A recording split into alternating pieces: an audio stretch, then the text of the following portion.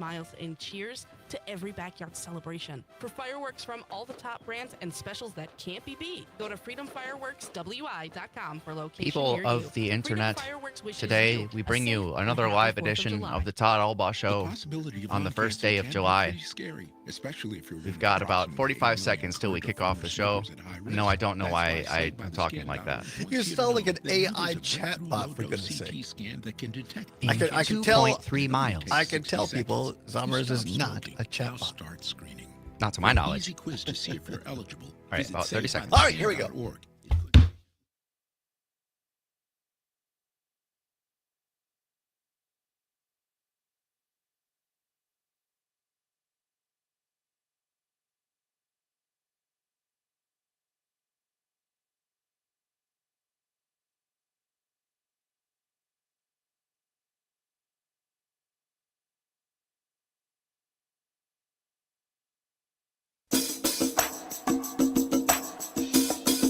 From the Civic Media World Headquarters in Madison, Wisconsin, it's the Todd Allbaugh Show.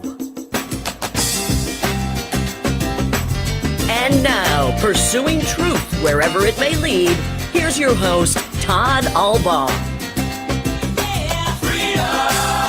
Across Wisconsin on the Civic Media Radio Network and streaming worldwide on the Civic Media app. Good afternoon, everybody. I'm Todd Allbaugh, along with our outstanding producer and engineer, Mr. Aaron Zommers, on the board. It is 6 minutes past the hour of 2 o'clock on this Tuesday, July the 1st, 2025. It is a great day to be a Wisconsinite. Welcome in, everybody. Glad to have you here at the world headquarters, downtown Madison. Puffy clouds in the sky. A beautiful day across most of the state. Glad to be back here in Madison, along with Zommers, after being at our great station up in Green Bay yesterday, WGBW. Again, many thanks to Pat Kreitlow and Trygve Olsen for filling in hour one. It was an eventful day yesterday, Zommers, but nothing compared to what we have coming up today. Lots of news to bring to you at the bottom of the hour. Our very own political editor, founder of the Recombobulation Area, Mr. Dan Schaefer, will be along live to break down the breaking news a block away at the state capitol early this morning. White smoke emerged from the Capitol Dome. Well, maybe that's a bit dramatic, but there is a budget deal, at least in principle. Governor Tony Evers, a Democrat, announced that he had come to terms with the Republican leadership in the legislature. Apparently, there may, keyword may, be some Democratic votes on the Senate side to get this across the finish line. At this hour, we can report to you that Democrats, the Democratic caucus in the Senate, is in caucus. A bit of a consternation there. Perhaps we'll discuss it all with Dan Schaefer at the bottom of the hour. And coming out of Washington, D.C., a little over an hour ago, the United States Senate narrowly passed President Trump's massive tax and spending bill. We'll give you the details on that, tell you why it took Vice President Vance to break a tie in the Senate to get that across the finish line. And if that were not enough for a Tuesday on the 1st of July, breaking news out of Milwaukee at Fiserv Forum regarding the Milwaukee Bucks. Nobody covers it better. Nobody knows the inside better than our very own sports reporter, Mike Clemens, who is kind enough to join us live on the phone. Mike, thanks for being here. What's new at Fiserv?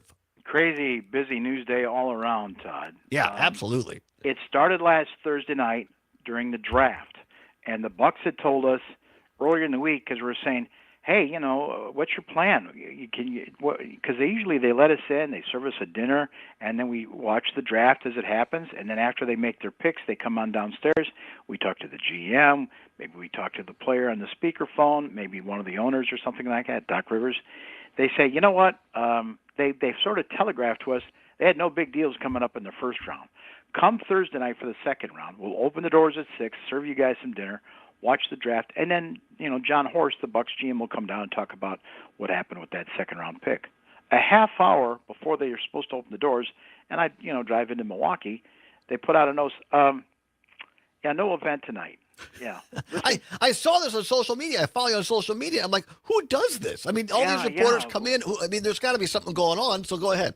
There was something going on, right? Because Mm-hmm. it's just like, oh, come on, John, just come on down and talk to us. Because he's going to get the Giannis questions, right? Because there's all this stuff about Giannis's indecisive. He's watching carefully what the Bucks do. So we talked to Milt Newton about the kid that they drafted from Serbia, Bogo Markovic, 19 years old, a forward, accurate shooter. And then we get into the weekend. Now we're into what they call the legal tampering period, where you can make these agreements, and then actual free agency starts in a couple of days when you can sign the contracts.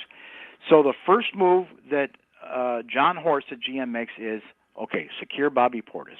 Yeah. $44 million, 3 years, 30-year-old.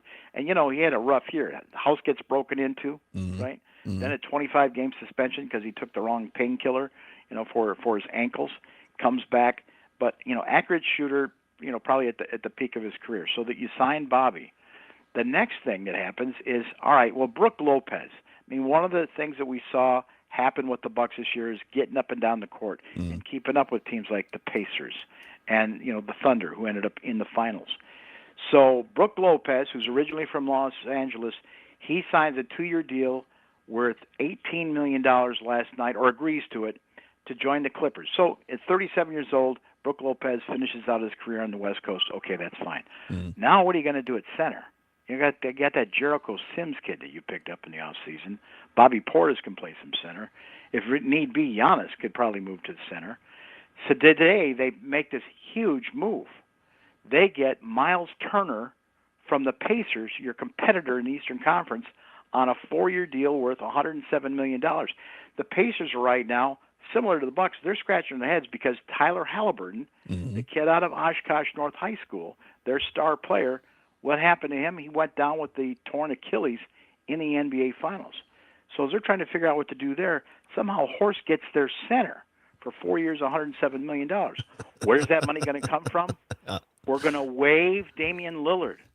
We're saying goodbye to Damian Lillard after 2 years. Very accurate shooter, great team leader, but 35 years old. Later this month, he'll be 36 when he comes back from the Achilles, let's say a year from now. Remember, he had first the calf injury, the blood clot, and then the torn Achilles. So the early word is Dame is okay with this. It's like, all right, now the pressure's off. The owners, Wes Edens and Jimmy from Cleveland is going to be. They're going to be paying this guy $22.5 million a year for the next 5 years in dead money. Wow. So to get this thing under the cap. Mike Clemens, help me understand, because I don't follow this stuff, especially the NBA like you do. By waiving him in the NBA like that, is there any opportunity that he could still theoretically come back to the Bucks at some point in the future? Yeah, but the way all this is set up, it's like no, we're moving on. Okay. And in the immediate right now, that means that Dame can also move back to Portland, where his family is. Sure. Just focus on his rehab, and then maybe decide if he wants to, get back into playing, right, or get behind the anchor desk and analyze it. I thought about that today. I thought about that if they could bring him back. But again, he'll be 36 years old, and what do the Bucks need? They need younger guys around Giannis. So their new center, this Miles Turner, is 29 years old, right? Yep. And so they get that deal. Now they still got to get a little bit under the cap. They had just signed Pat Connaughton, a Bucks fan favorite, to a 3-year deal worth like $9 million. He agreed to that about a month or so ago.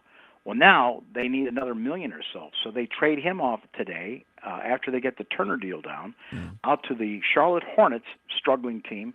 They also had to give up 2 more picks. I mean, I don't think I'm going to have a draft to cover for the next 5 years with the Milwaukee Bucks. They sent like the 2030 and 2031 second-round picks to the Hornets so that they could get Connaughton off their books.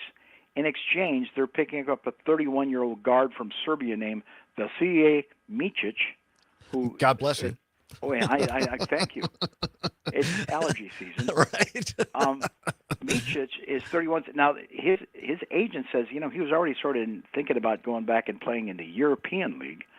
So we'll see what that is. But basically, you're swapping paychecks, right? Right. With the Hornets. And the Hornets are holding them up for, you got any draft picks left over there? Right. Yeah, we'll take those 2 second-rounders 5 years from now. So that's it. Now you're still kind of short at guard because yesterday you brought back some of these guys you picked up during the season when, remember, you decided to move on from Chris Middleton, right? Sent him to the Wizards. Right. So Gary Trent Jr., 25 years old, was averaging about 12, 13 points a game. Mm-hmm. He agreed to a 2-year deal yesterday worth only $7.5 million. A lot of observers say, "Wow, that's a deal for the Bucks." But Gary Trent's like, "Hey, I'm 25. I can play next to Giannis. Dame ain't coming back this year. Here's an open door. If I got a 1 year to prove it, and then I could cash in." They also get Kevin Porter Jr. for $11 million. He was going to test the market, and they're going to bring back Taurean Prince, the 31-year-old forward.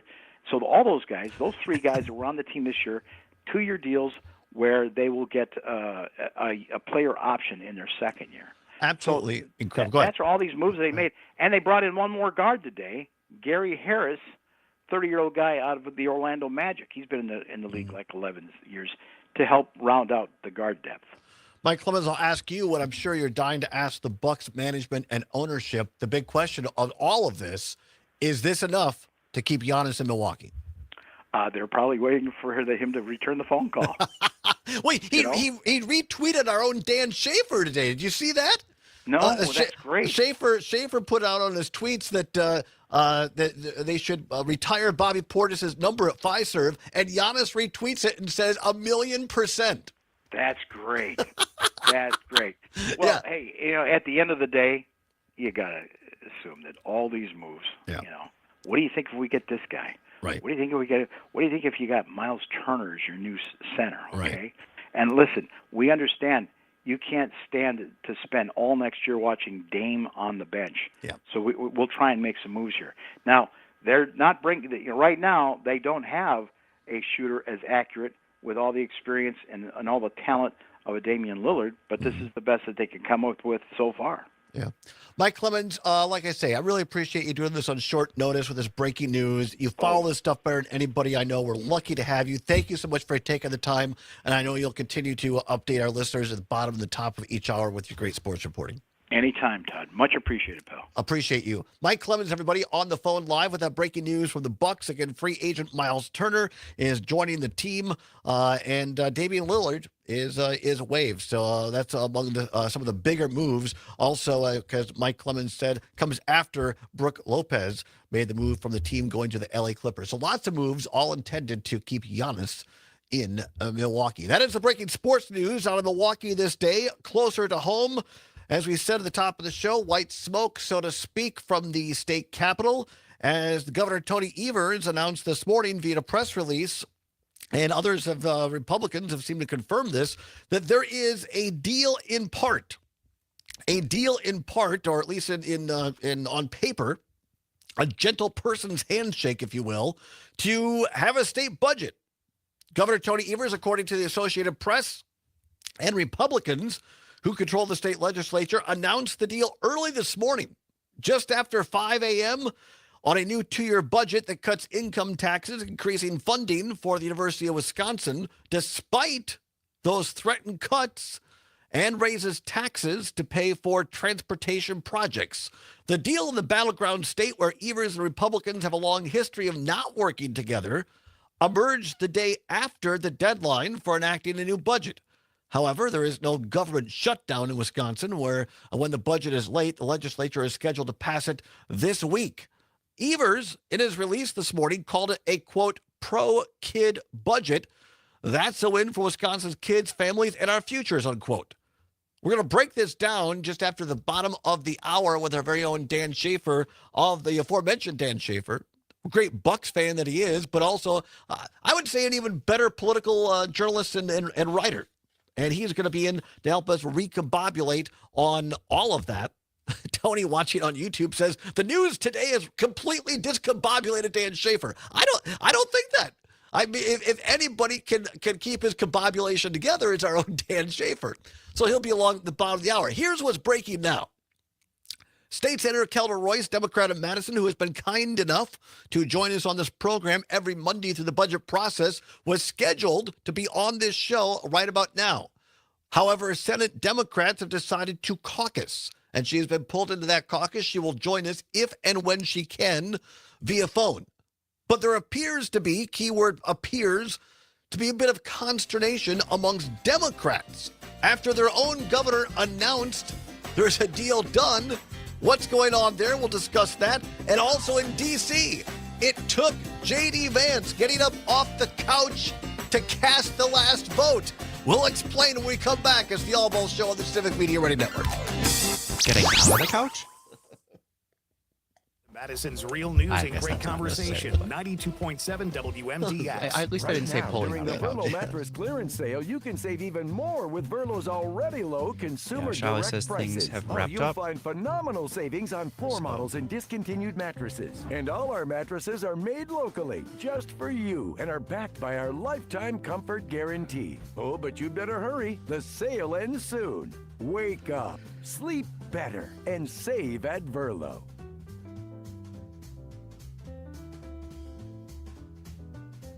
It's a party on the patio at the Lazy Oaf Lounge, and you're invited every Tuesday at 5:30. It's just Merle and a girl, and Thursdays on the patio feature Just the 5 singer-songwriter Shelley stations Faith. that Civic Media has expanded are in the UP. Music starts at 5:30. It's live music on the patio at the Lazy Oaf Lounge every Tuesday and Thursday. The Lazy Oaf Lounge, 1617 North Stoughton Road in Madison. Find specials, Tony menus, sends us and more receipts. at lazyoaflounge.com. A game without a crowd is Of just as Dan fun Shaver as saying, I am discombobulated this morning on Twitter. without an Oh, audience. okay. It's just a rehearsal. Apologies, Tony. I didn't see that. Without your presence, high school sports and the performing arts aren't possible. Ensure that these essential extracurricular activities continue to enrich the lives of students in Wisconsin. Purchase a ticket to your local high school's game or performance. This message presented by the WIAA and the Wisconsin Athletic Directors Association. Looking to strengthen the bond with your pup? Dane County Humane Society offers a variety of dog training classes led by certified trainers. Classes are designed to help you and your furry friend learn new skills, improve behavior, and deepen your connection. Whether your dog is a curious puppy, an independent teenager, or a lifelong learner, DCHS has the tools and expertise to help you set the stage for a successful year ahead. Visit giveshelter.org/dog training to register today.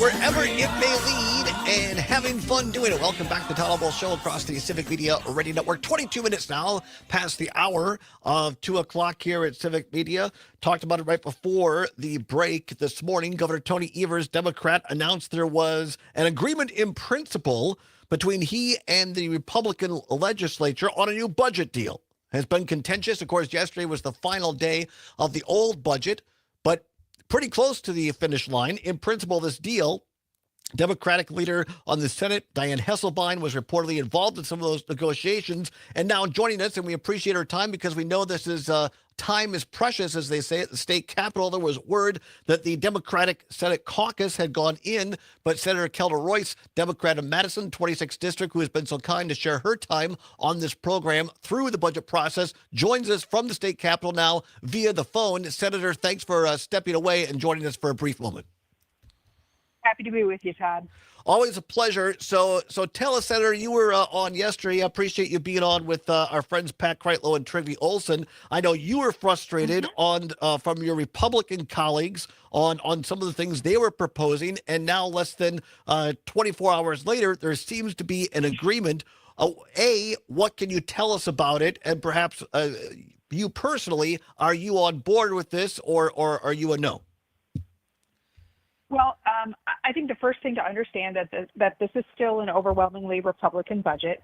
They have pursued an agenda, like the Republicans in Washington, of tax cuts above all else, and in particular, in shortchanging our kids, which to me is the most important responsibility we have.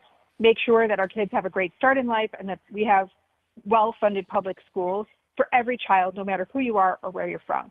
And this budget does not stop the disastrous cycle that we are on of forcing communities into referendums that pit neighbor against neighbor just so that our kids can keep the lights on at their schools. We know that for 15 years, our schools have failed to see an inflationary increase. And under this budget deal that's been negotiated, 2/3 of school districts will actually see a decrease in the amount of money that they're getting under general school aids. And that's because Republicans put $0 into general school aids, which is the biggest pot of money that goes to our public schools. So in my view, it's good that we were able to minimize some of the harm with some Democratic involvement from Senator Hasselbein and the governor. But overall, this is still an overwhelmingly Republican budget that does not meet Wisconsinites' needs. So currently you're a no, is that correct on this budget deal? Well, this is certainly not a budget deal that I think anyone should feel excited about, just because of the needs that it will leave unmet. That said, I'm going to go to my caucus and we're going to have a discussion about, what our strategy is going to be. Certainly, everyone is going, we want to make sure that this budget passes, just because it is slightly better than having no budget.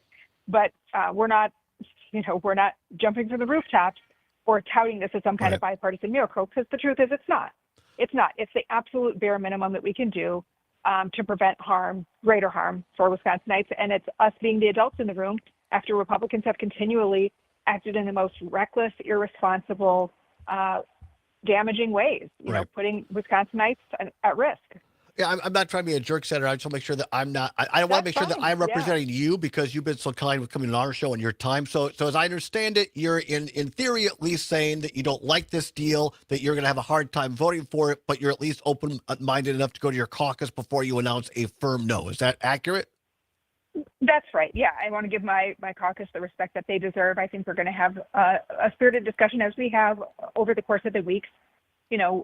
We had our Democratic priorities, and this budget does not meet them. Yet, I think we all are responsible legislators. We are the adults in the room, and we recognize that it is important that this budget pass before we lose out on maybe $1 billion in federal funding at the federal level. So the clock is ticking here, but we're not happy about it. I get that sense. I want to be fair. You're giving us a little bit of your time. We've got about 3 minutes left. I want to get to this.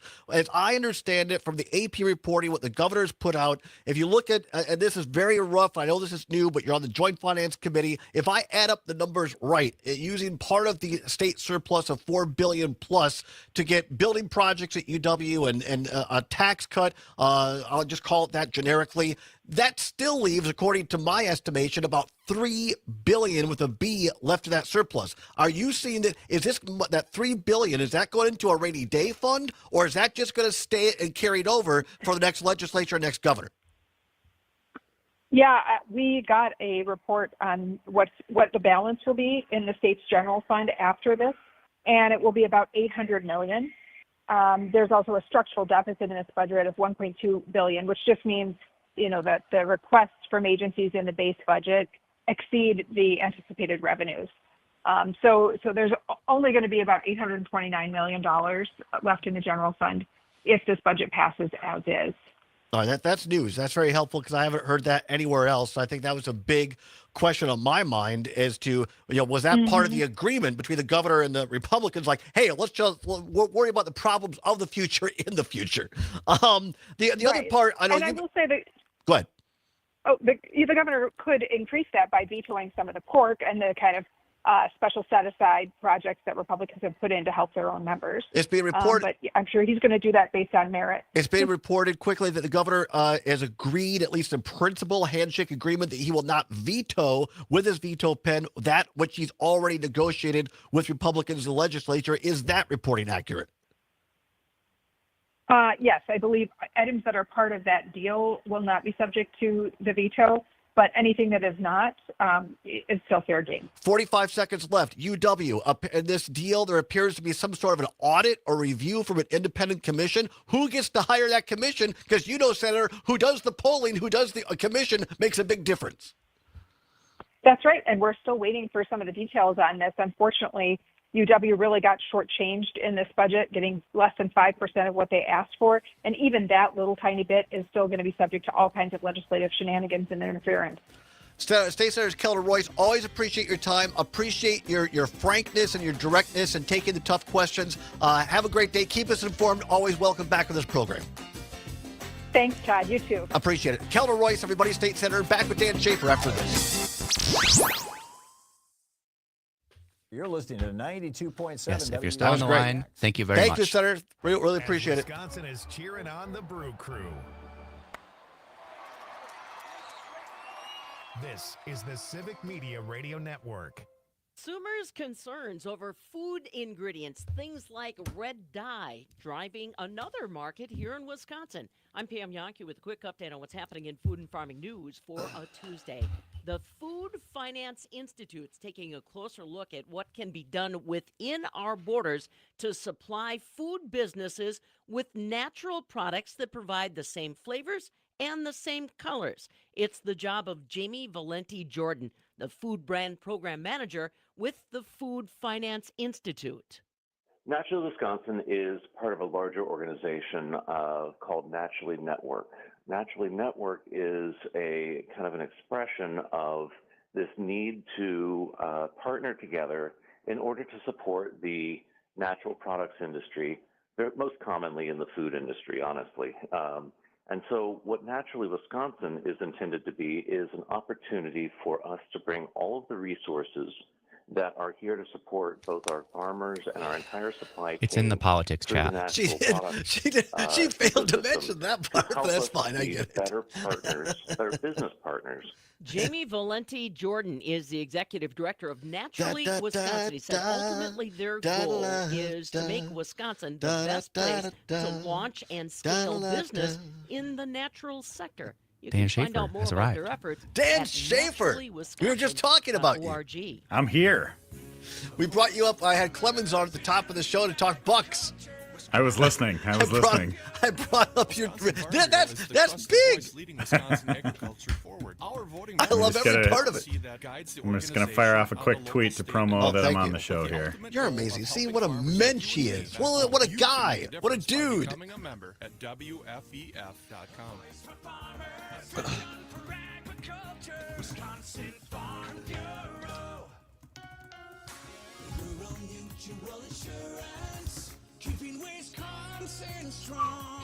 When a company So they passed the budget in JFC now? Is that what I'm saying? We just had Senator Royce on. She failed to mention she just voted no on JFC. Okay. But thank you for putting that out there. I mean, she was being a little cagey. I get it. She's a great politician. But I nailed her down that she's a no. She's a no in principle on the budget, on the vote, but she's keeping an open mind as she goes into closed caucus. Fair enough. This program is something that's currently being funded As by the late federal great dollars Senator that will Tim be Cullen once exhausted by said, the end of "Any August, politician that tells you according anything to other than a yes Wisconsin is a no, and any politician that says anything other than a no is a yes." You always used to tell these great You stories. asked her that when you had her on a couple weeks ago to talk about my Evers thing too, didn't you? Yes. And Cullen was always great. He told these great stories, and they say, lobbyist comes in and says, "Well, Senator, can you support this?" And you listen to these guys, and they'll say, "Well, I really like what you got here, and I'm going to think about it. I'm going to think about it." Or I think we can get there. I think we can get there. Cullen used to say, "That's a no." If they say, "Yeah, I think we can get there," that's a no. Right now, it's 80. If it's not a yes, it's a no. It's National Handshake Day, but I find the idea that you just meet You're in a new someone and office, you're Dan holding a Schaefer. body part. I just switched things up a little bit. Yeah, I like redid that. my home office. So. It's a little American flag for the 4th of July. I love that. That's right. Got some press club awards and framed stories of mine up behind me now too. So making a little ego wall for myself. We used to call it in the Schultz office. We called it the "I love myself" wall. There we go. I've got mine. Where am I going from here? Look at that! Fantastic. The press club awards. Yeah. But no, these are better. These are I would say these are more prestigious because these are other people. These are like a juried thing where they're reviewing your work and they're awarding it. Some of those things that politicians get is just suck up awards.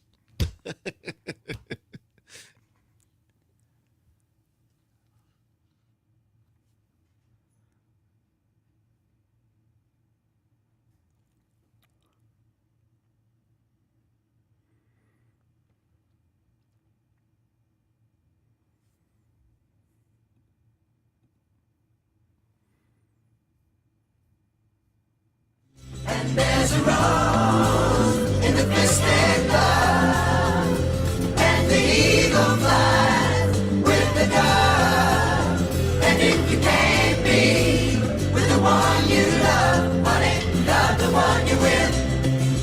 Love the one you're with. Love the one you're with.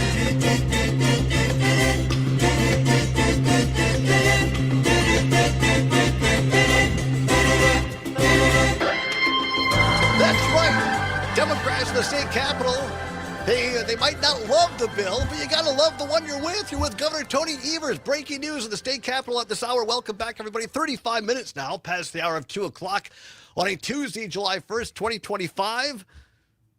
I stand corrected, by the way, Zombers. I said earlier when our own Tony on YouTube said all this breaking news has Dan Schaefer discombobulated. I said, no, I don't think so. And he brought the receipts. As a matter of fact, earlier today, Dan Schaefer said, quote, I am discombobulated. Joining us here to explain, none other than our very own political editor, founder of the Recombobulation Area himself, Mr. Dan Schaefer, joining us from an updated, a spruced up, new for the summer look at his home office in beautiful, his beloved city, Milwaukee. Dan Schaefer, how are you?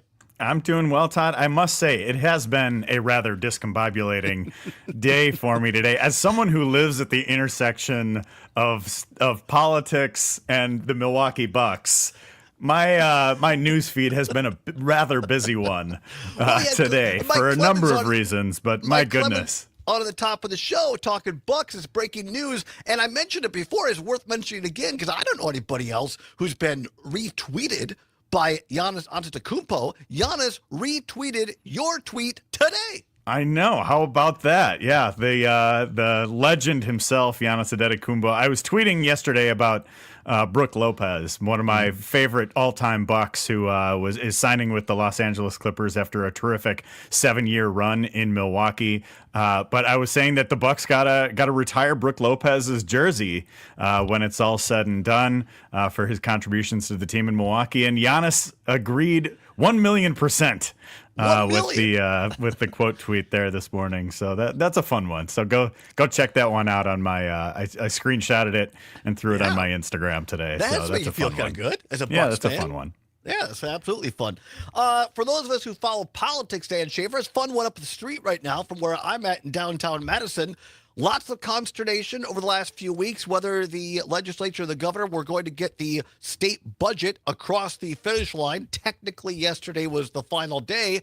And then word before the sun came up this morning from Governor Tony Evers that an agreement had been reached between himself and Assembly and Senate Republicans, really. You have reported that Dianne Hasselbein, the Democratic leader, was pulled into this deal to make the numbers add up as well. We just had State Senator Keller Royce join us live from the Capitol, who, I made sure that I got her position accurately. She said herself she's basically a no on this budget, but she was about to go into a closed Democratic caucus to listen to her colleagues. And now, Dan Schaefer, moments ago, Senator Royce didn't quite mention this one, but we have new news from the Joint Finance Committee.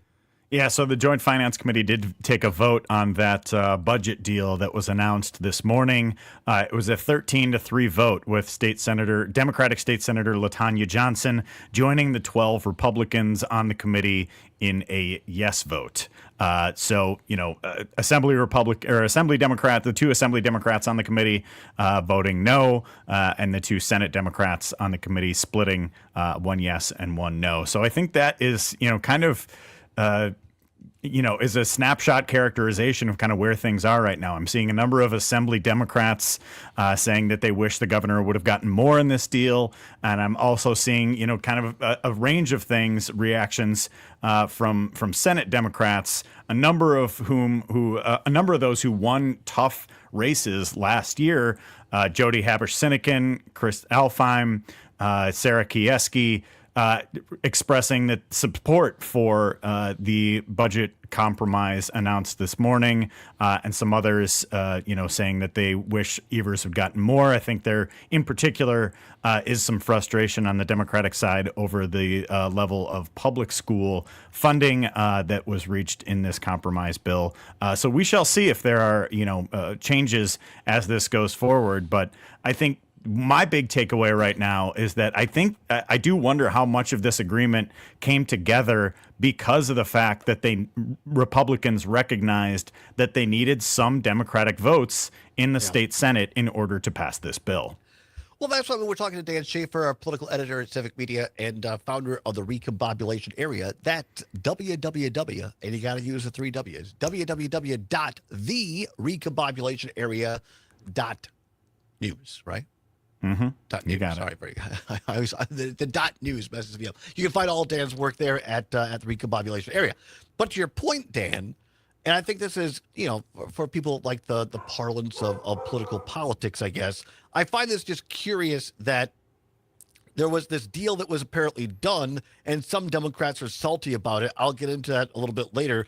But to your point, Dan, I really think, I think that it was the people of Wisconsin who picked up the phone and called their elected officials and said whether it was the proposed $87 million cut to the EW system, whether that was child care.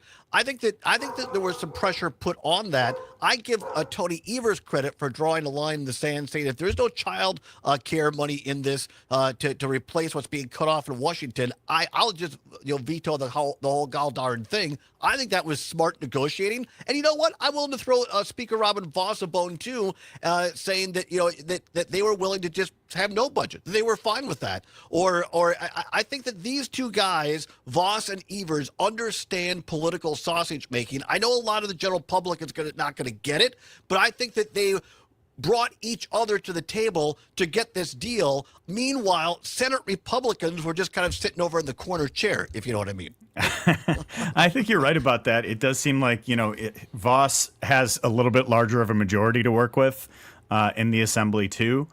So I think, he was able to maybe lose a vote or two and still be able to pass a budget with just Republican votes.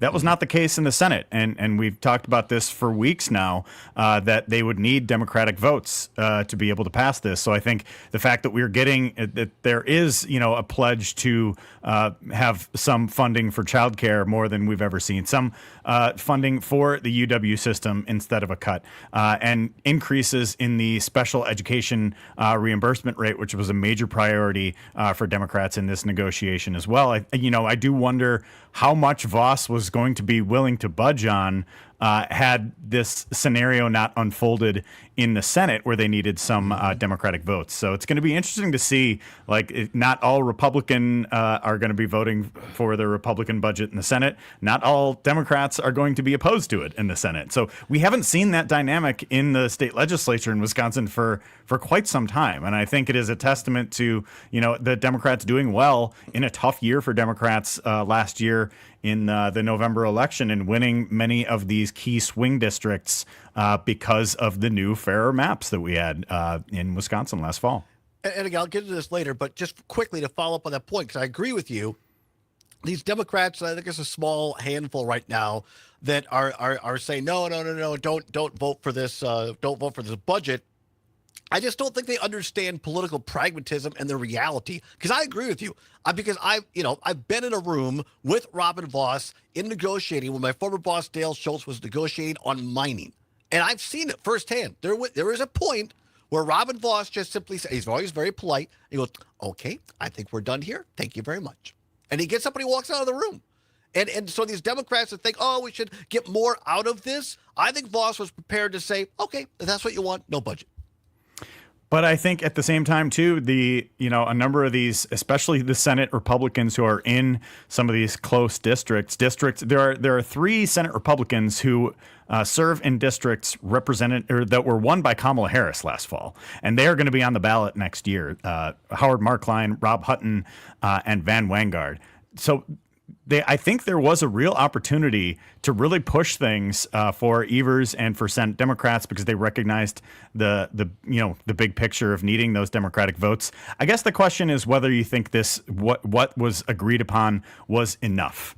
And I think there can be an honest debate over what is enough for this budget, for childcare, for K-12 education, for other priorities like healthcare that didn't get mentioned enough in this budget process. Medicaid expansion, I think, should have been part of this agreement as well. But you this is the nature of compromise, right? There's going to be certain things that you're happy with, certain things that you're not happy with. In my opinion, it all comes down to Star Trek Vulcan logic.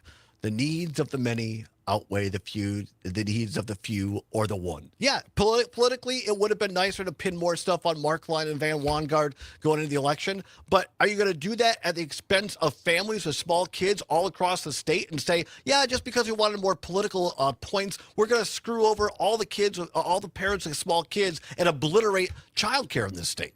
Yeah, there's got to be trade-offs. There's got to be that. I think that the Republicans were completely refusing to fund child care at any level for any budget up until now, and use any general purpose revenue to go towards child care. That is a first in this budget agreement if it does eventually pass.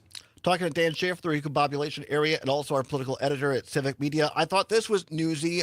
Senator Royce, in the last segment, Dan Schaefer, said that numbers that she's seen, I'm assuming from the Fiscal Bureau, basically the state will be left about $800 and some odd million left in the general fund if this budget would pass. So all but I guess you could round it off to $1 billion, more or less. So we'll have about $1 billion left of the $4 billion currently in the state treasury. I thought that was newsy, and also I guess a dealer's choice. You can do whatever. Talk on that, or also, what do you think about this whole UW audit? And the governor's released this morning, the Associated Press story, that the UW system is going to go under some sort of an audit or review, but yet it's cloudy and murky. Who's going to hire the agency to do that? When a politician wants good poll numbers, you go out and you find a pollster that's going to ask the questions and make you look good. It feels like the same thing here, Dan Schaefer. Yeah, I mean, we heard so much of when you were breaking the news last week or week before or whatever it was. I've lost track of time about the proposed cuts to the UW system. I think so much of what Robin Voss was talking about that was just, we have to rid the system of wokeness or whatever it was. Exactly how he was characterizing it. So I have to imagine any audit is going to talk about those types of things as well. Yeah, absolutely. Anything else newsy or that you think out of this compromise deal has been released? The things we know thus far is a fluid situation, obviously. I guess the big question is, do you think this is a done deal? Do you think it has the votes needed to get through the legislature and the governor can sign?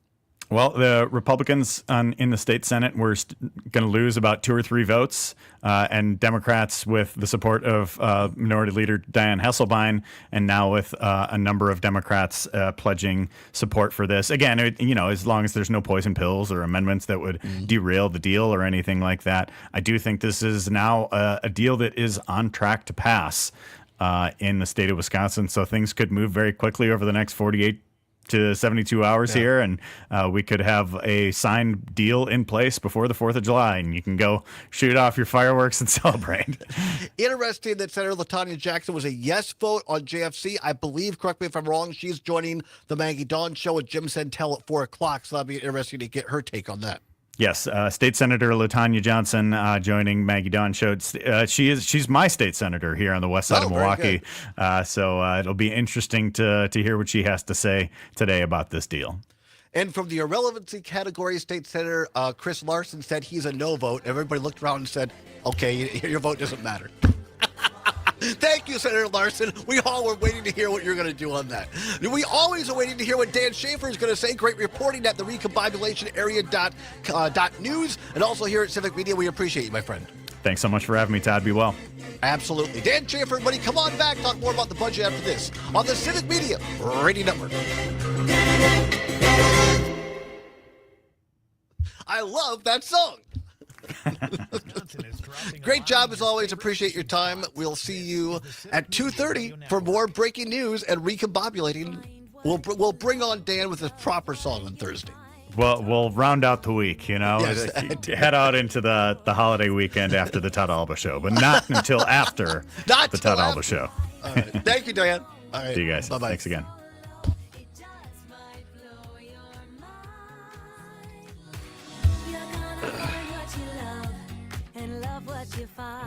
With curbside pickup available, you'll always find what you love only at Total Wine & More. Keeping you connected to your local community with good news and great conversation. Here's Terry Barr with the Civic Media Radio Network. It's Summerfest's third and final round of dates. Can you believe it? We've again made some personal picks for you to enjoy the big gig along Milwaukee's Lakeshore this holiday weekend. Let's start with the music, and some great throwbacks are playing, including Richard Marx, the band Chicago, Fountains of Wayne, even Sebastian Bach. Find the full list Jack of in Merrimack artists on has the more thoughts than about 12 specifically the stages at education portion of the Summerfest.com. budget. Friday night, Fantastic, Johnsonville Jack. We'll is go to you hosting when we a come huge back. party for America's 249th birthday. Don't miss singing, cake, and fireworks to cap off the celebration.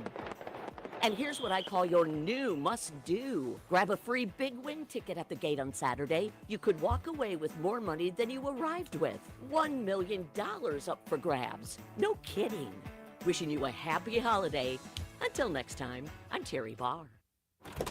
Hey, Gordy. How you doing? Oh, Arthur, great. Great to see you. What are you doing in the studio? Well, I need to talk to you about doing a commercial. Oh, okay. Well, to get a commercial on the air here, you just go down to the sales department. It's right next to the bathroom. I don't think you understand. Oh, I understand plenty. You salespeople drink a lot of coffee. That's why the bathroom's right there. Right, but I need to have you make a commercial about commercials. Wait. A commercial about a commercial? I don't follow. I want to tell potential business owners out there how to contact me to get a commercial on WMDX. Okay, I get it. Okay, let's come up with something. Let's see. Business folks can contact you directly, right? Yeah. Okay, Yeah. what's the email, huh? Okay, so it's sales@WMDXradio.com. Oh, wait. Run that by me again. Sales@WMDX. How about this song? I start walking your way, you start walking mine. I imagine you probably know, meet in the middle. Yeah, right. Yeah, I like that.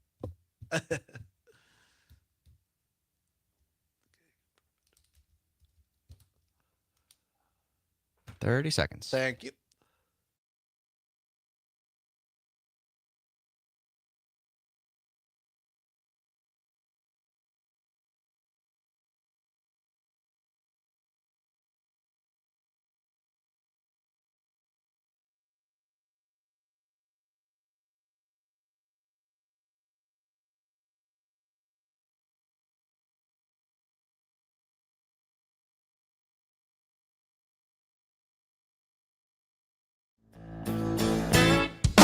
I start walking your way, you start walking mine. We meet in the middle, neath that old Georgia pine. We gain a lot of ground, 'cause we both give a little. Ain't no road too long, we meet in the middle. That's where we're at. The state budget right now. Welcome back, everybody. The Todd Allbaugh Show across the Civic Media Radio Network. 8 minutes before the hour of 3 o'clock. At the top of the hour, ABC, CBS, and James Kelly News. A check of weather. Our great sports reporter, Mike Clemens, with more details on the big Bucks news today. Hour number 2. What's worse? Holiday condiment. Have to be careful with that word. Condiment. Ketchup or mustard? We'll take your calls on that in hour 2. But right now, talking about what appears to be meeting in the middle. And this is the thing. I get that this agreement, as far as we know, the details that have come out thus far, I get it. It's not perfect. It's not a great budget for public education, certainly. But this is the art of politics. I know a lot of people don't like politics. But when you have divided government, meaning that you have two parties at least that control different parts of government, when you have a Democratic governor and a Republican-controlled legislature, guess what? Nobody's going to get 100% of what they want. And the alternative was no budget, which meant there would be zero additional funding for childcare in the state because of the federal funds, the one-time monies for the pandemic that were running out. So I just don't get Democrats. I get people like Senator Keller Royce who are like, look, I come from a more liberal district. My base voters are not going to like this bill. So I personally am a no. In politics, you say, well, that person, they need to get off on that vote. They need it off. And so that's fine. I get that. I respect that. But you have people like State Representative Francesca Hong, Democrat assemblyperson of Madison, who is now actively telling people to call their Democratic state legislators and lobby for a no vote. I don't get that. I think Representative Hong is a fine person and an effective legislator for her district, which is nearly unlike any other district in the state of Wisconsin because it's so blue, it's so liberal.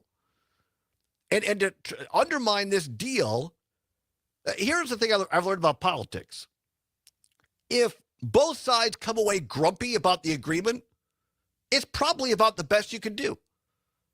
That is the art of compromise. That's the art of pragmatic politics. And I would rather have a budget that takes care of the worst of the worst needs, like our child care providers, and keep that intact. Good on Governor Evers. Good on, I know I've been tough on Maggie Gao, the governor's chief of staff.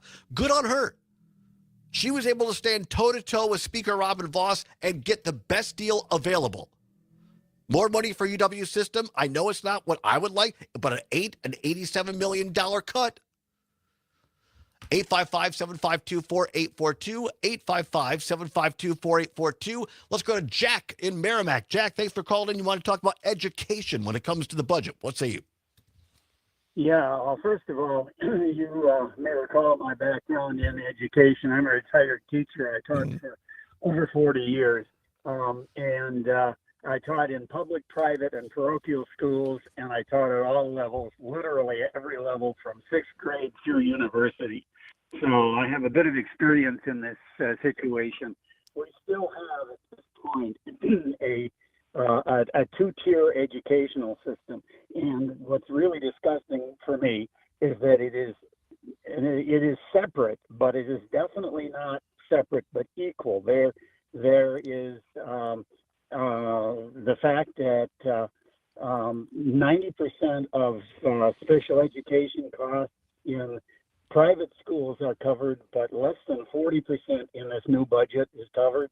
And the fact that the per pupil payouts that we have for our second education system, the private education system, it's more per pupil than 3/4 of the school districts in the state. Actually, a little more than 3/4 of the school districts, if my numbers are correct.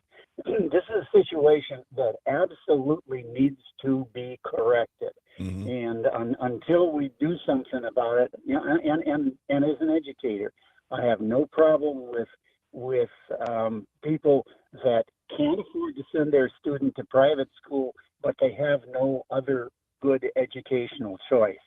But again, we have a system that is paying basically welfare to people that also are sending their kids to private school, that 2/3 of them, if I've read my statistics correctly, 2/3 of them or so were already sending their kid to private school. They were paying for it anyway. Now they're wealthy people, apparently wealthy enough to do that, and now they're getting welfare. Again, I have no problem with someone that can't afford it and has no other choices that are decent. But we need a means test at an absolute minimum. Right now, we're spending nearly $750 million a year just to send kids to private school. Right, And Jack. I don't want to cut you off, but let's keep Jack's mic open because Jack, I got 1 minute left, Jack, and I want to get this in. I want your perspective. According to the Associated Press, this budget agreement has funding for K-12 special education programs, an increase of $500 million. You know better than anybody else. At least helping these local public school districts out with that special education program funding. That's a huge problem for them. I totally agree that it doesn't go far enough for general K-12 spending, but is that something? Is that something to be lauded or no? Well, it's better than nothing. That's much I will say. And I do understand about politics, that it is, as the saying goes, the art of the compromise. Although it's been my way or the highway from the Republicans for the last 15 years, but at least we've reached I'd say some kind of a decent compromise. But I get it, Jack. I'm up against the clock, Jack, but always appreciate your perspective, Jack. Always appreciate that experience. Come on back, maybe a little bit more budget talk. What's going on out in D.C. and what's worse? Don't go anywhere. It's a Tuesday edition of the Allbaugh Show across Wisconsin on the Civic Media Radio Network. It's a meet in the middle kind of Tuesday. Come on back.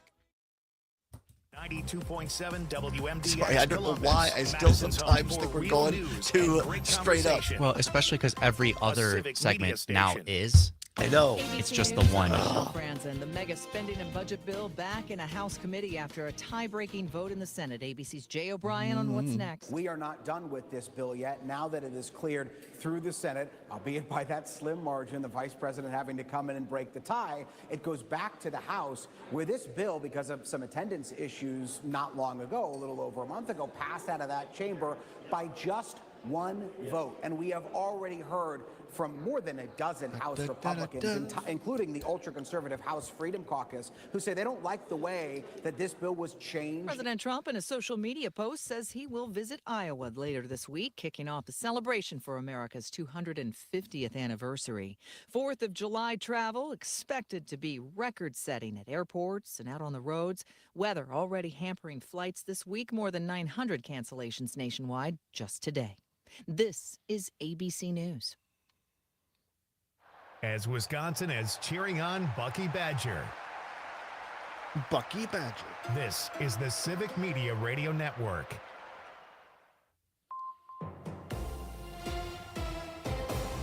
For 92.7 WMDX News, I'm Savannah Tomei Olson. The breaking news today, we've got a budget deal, one that both sides of the aisle seem pleased with. It includes the $1.3 billion tax cut Republicans had wanted, and the State Journal reports Governor Tony Evers has promised he will not veto it when it comes to his desk. Meanwhile, the plan gives what Evers calls the largest increase to the UW system in almost 20 years, with a $256 million jump over the next biennium. That includes money to stabilize campuses at risk of closing and increasing pay for staff. Republicans, including Speaker Robin Vos, have been pushing for an $87 million cut to the system. Co-chair of the Joint Finance Committee, Senator Howard Markline. This budget has involved an awful lot of compromise. This is my fourth budget as co-chair of Joint Finance Committee, and this will be the fourth budget that the governor will sign. So I think that demonstrates again our Those all ability the words work to the across the aisle Batman and get things done. UW-Madison will get almost $200 million just for capital projects like renovating and building new residence halls and a new science hall and relocating the humanities building. The plan also includes a large increase in special ed funding, money for child care providers, and more money for mental health services in schools. Meanwhile, the Princeton Review has named UW-Madison one of its best value colleges for 2025. Its rating system gave the university a 91 out of 99 for return on investment for students, based on alumni surveys that covered salaries, social impact, academic rating, financial aid, and college costs. Among public schools, UW was ranked number 17 for best value, number 7 for best financial aid, number 16 for schools making an impact, and number 14 for best alumni networks. I'm Savannah Tomei Olson, 92.7 WMDX News. Big changes for the Bucks. Hi, I'm Mike Clemens with sports. The Milwaukee Bucks making some record moves in free agency. They waived Damian Lillard, who suffered that torn Achilles tendon. Donald Trump endorsing deporting U.S. citizens this month now. Will be paid Is that news? $22.5 million over the next 5 In years. today's world, you don't know, by do the you? Bucks owners. GM John Horst then making a deal to acquire Indiana Pacers center Miles Turner, a 4-year deal worth $107 million. Turner is 29 years old. He'll replace 37-year-old Brooke Lopez, who will sign a 2-year contract with the LA Clippers. To get under the salary cap, the Bucks had to trade guard Pat Connaughton and 2 future second-round picks to the Charlotte Hornets in exchange for Vasilije Micic, a 31-year-old guard from Serbia. And I just sent you the Milwaukee Trump will cut. also sign 11-year veteran guard Gary Harris of the Orlando Magic. Again, Damian Lillard, no longer with the Bucks, who instead What will a sign guy. Pacers center Miles Turner. Baseball, Brewers, and the Mets tonight in New York. With sports, I'm Mike Clemens. This report is brought to you by Freedom Fireworks, with 20 locations throughout southeastern Wisconsin. FreedomFireworksWI.com. With your forecast, I'm Corey Hartman. For the rest of today, temperatures in the low 80s, mostly sunny skies. Mostly clear tonight with a low around 63. For Wednesday, sunshine and highs in the mid-80s. John Murray, I don't disagree Slight with chance you. of a thunderstorm I don't in the disagree with afternoon. you, but that's A few what we live in. showers That's what we scattered have. about Wednesday night with lows in the low 60s. It's 81 at our studios right now. The 4th of July is right around the corner. He wants us to have nightlight style intros. Your family needs for a safe and exciting holiday And now, celebration. ladies and gentlemen, a man who knows all the words to the Batman theme song, Todd Allbaugh. We may bring Dave on for a writer. Aerials. Freedom Fireworks guarantees to bring Have him come up smiles with some and what's cheers worse. to every backyard celebration. For fireworks from all the top brands and specials that can't be beat, go to freedomfireworkswi.com for a location near you. Freedom Fireworks wishes you a safe and happy 4th of July. The Maggie Dawn Show. Madam Mayor, Satya Rhodes Conway from the fabulous city of Madison. A lot of people say, I don't I'll have like a quote for you politics. after It's the, all when we come dirty back, and John angry Murray. and blah, blah, blah. It's really about caring about your community, I knew when I finding made a this way promo to that you were like gonna love bring it. it back to people talking to each other about what is important in our place Well, and it's how just do a we Maggie take promo care of featuring each Satya other Rhodes and Conway. use the levers of government to do that. About That's 25 really seconds. what it's about. The award-winning Very good.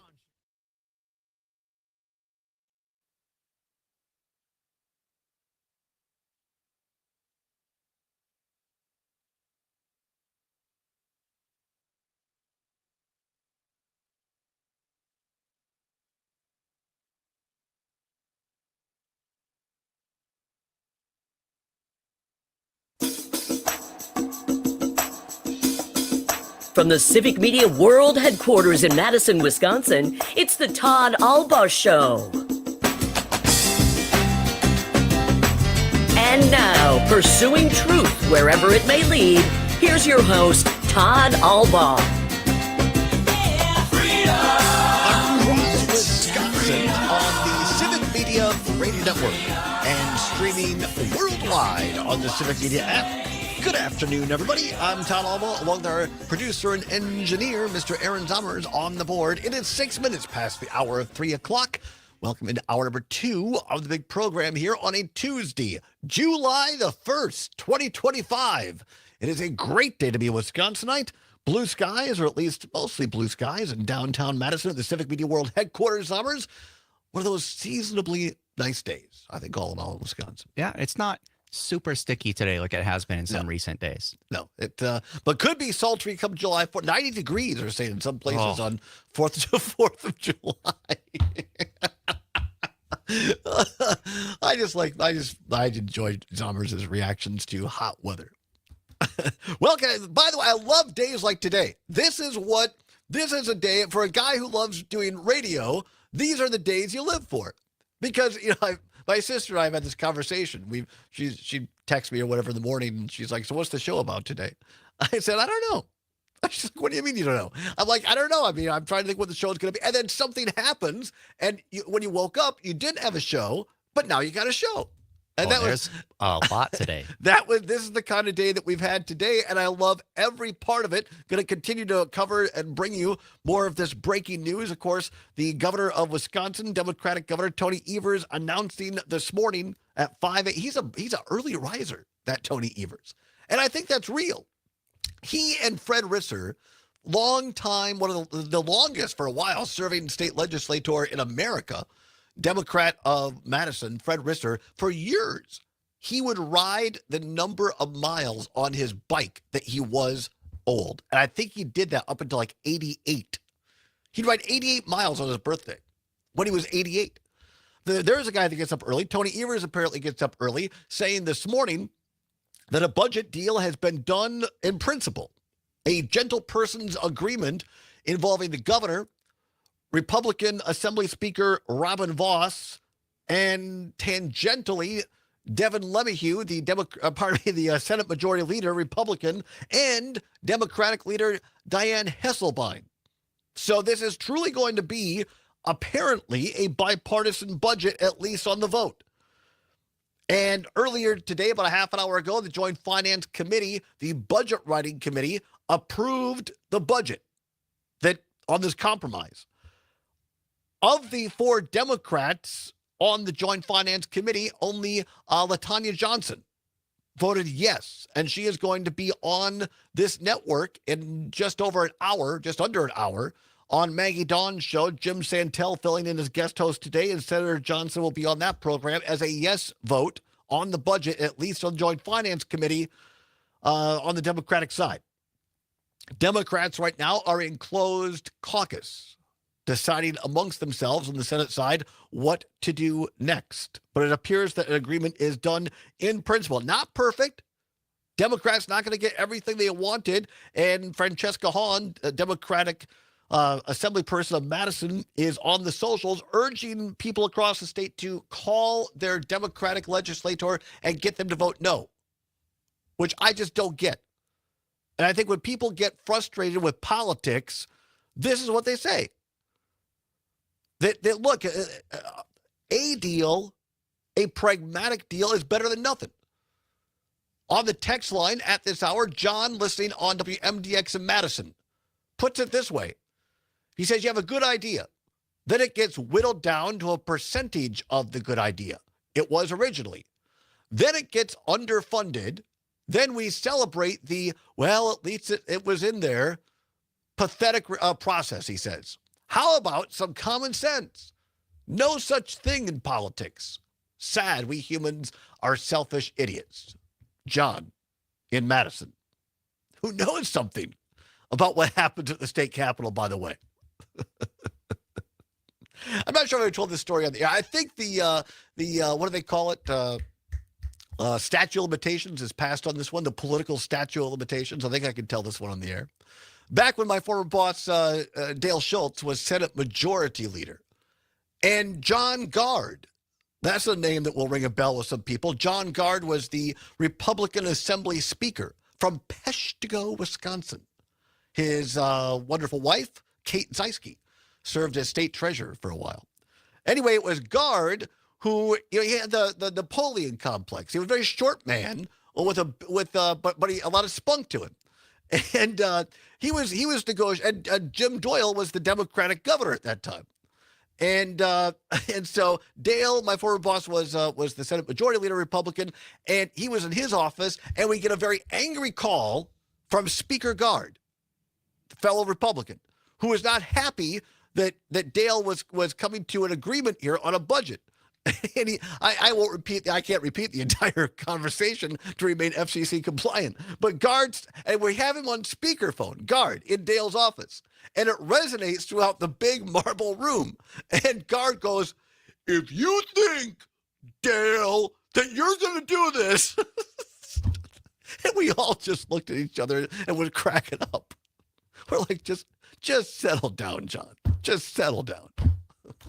So these are the types of things. These are the types of things that go on behind the scenes that John from Madison and Sun Prairie knows very well. But he's right.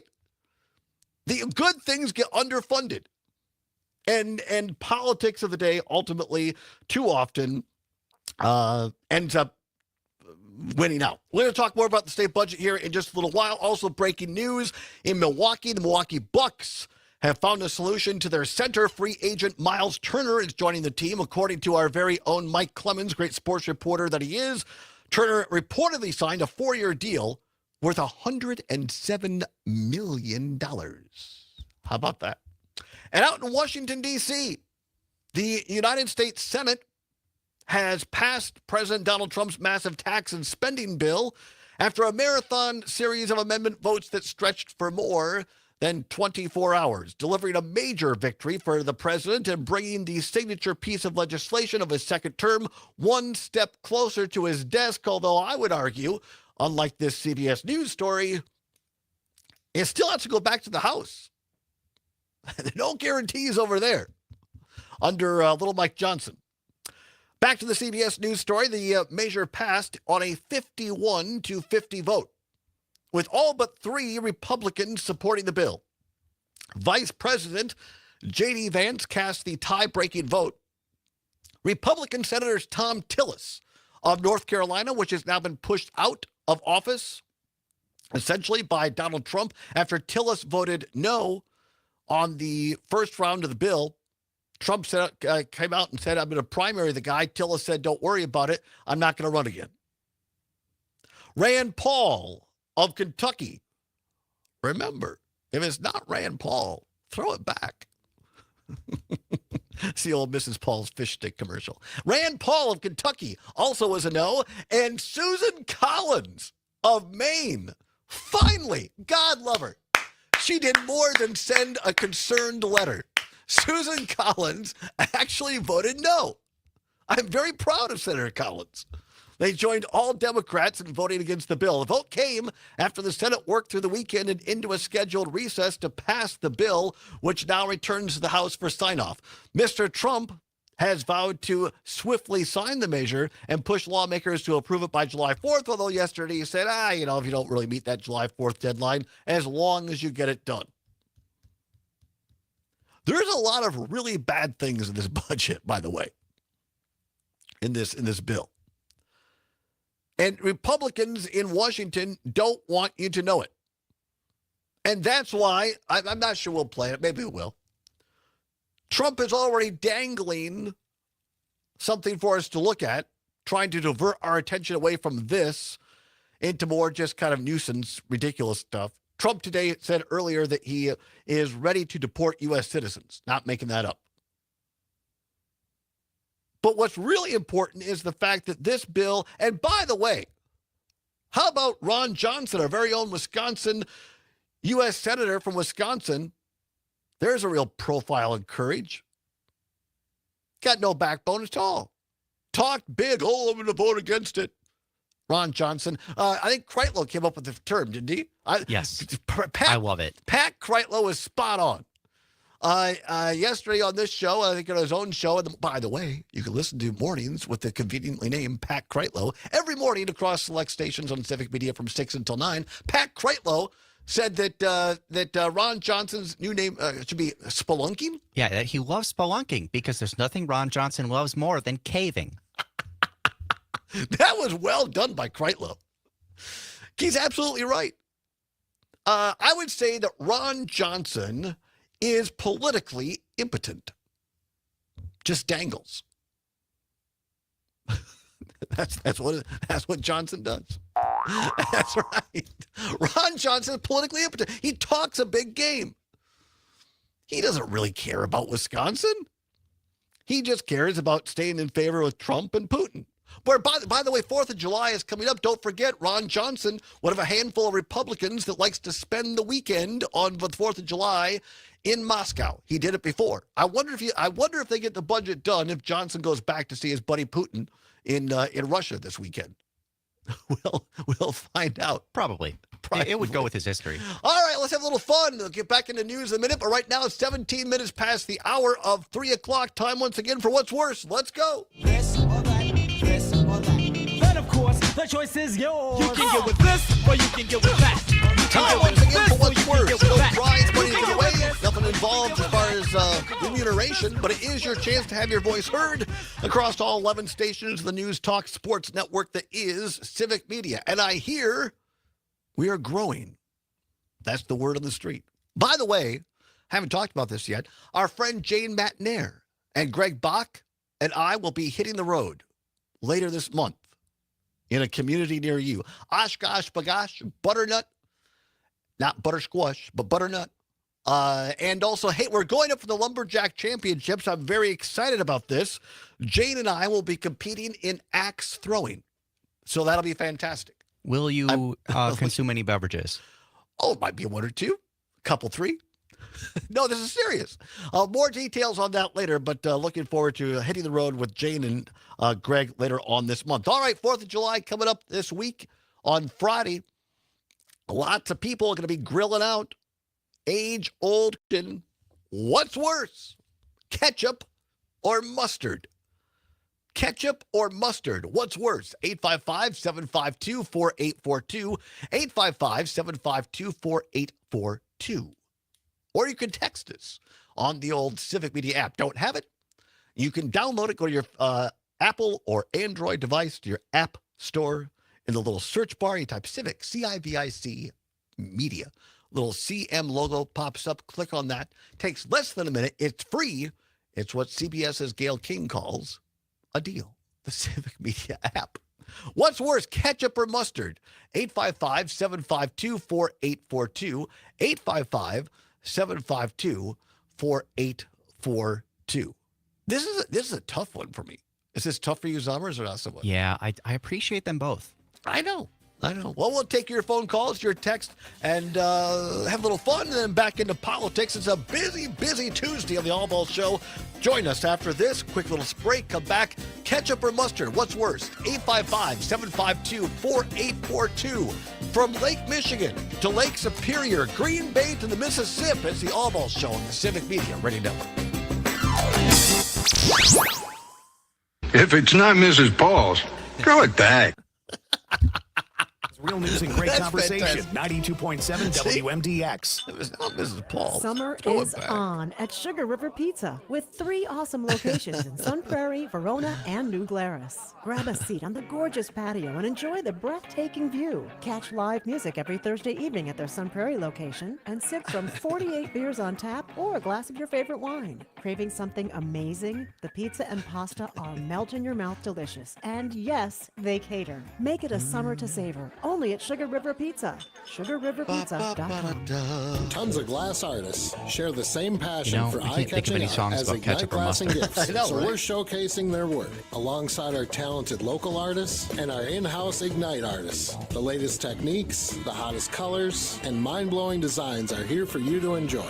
Madison's favorite for glass, gifts, and vape. Ignite Glass and Gifts. Monona Drive, Williamson Street, and Odana Road. Plus, IgniteGlassandGifts.com. Do your eyes a favor and see this stuff.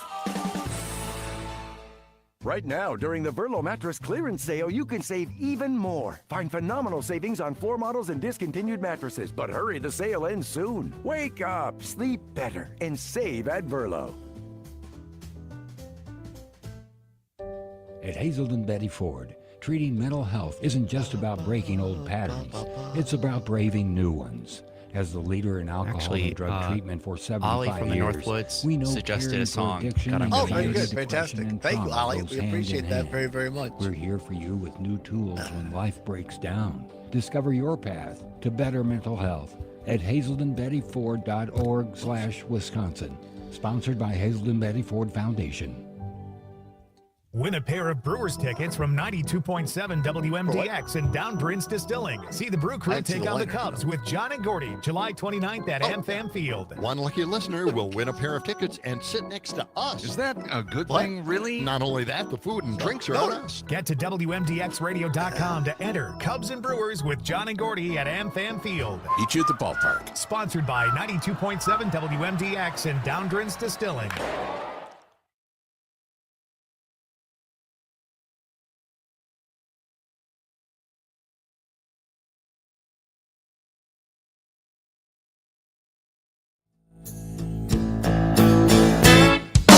I'd start walking your way, you start walking mine. We meet in the middle, neath that old Georgia pine. We gain a lot of ground, 'cause we both give a little. Ain't no road too long, we meet in the middle. Zommers dialing up a little country again. This is Same song. a very country day for Zommers. What's the I exact like same it. song as earlier?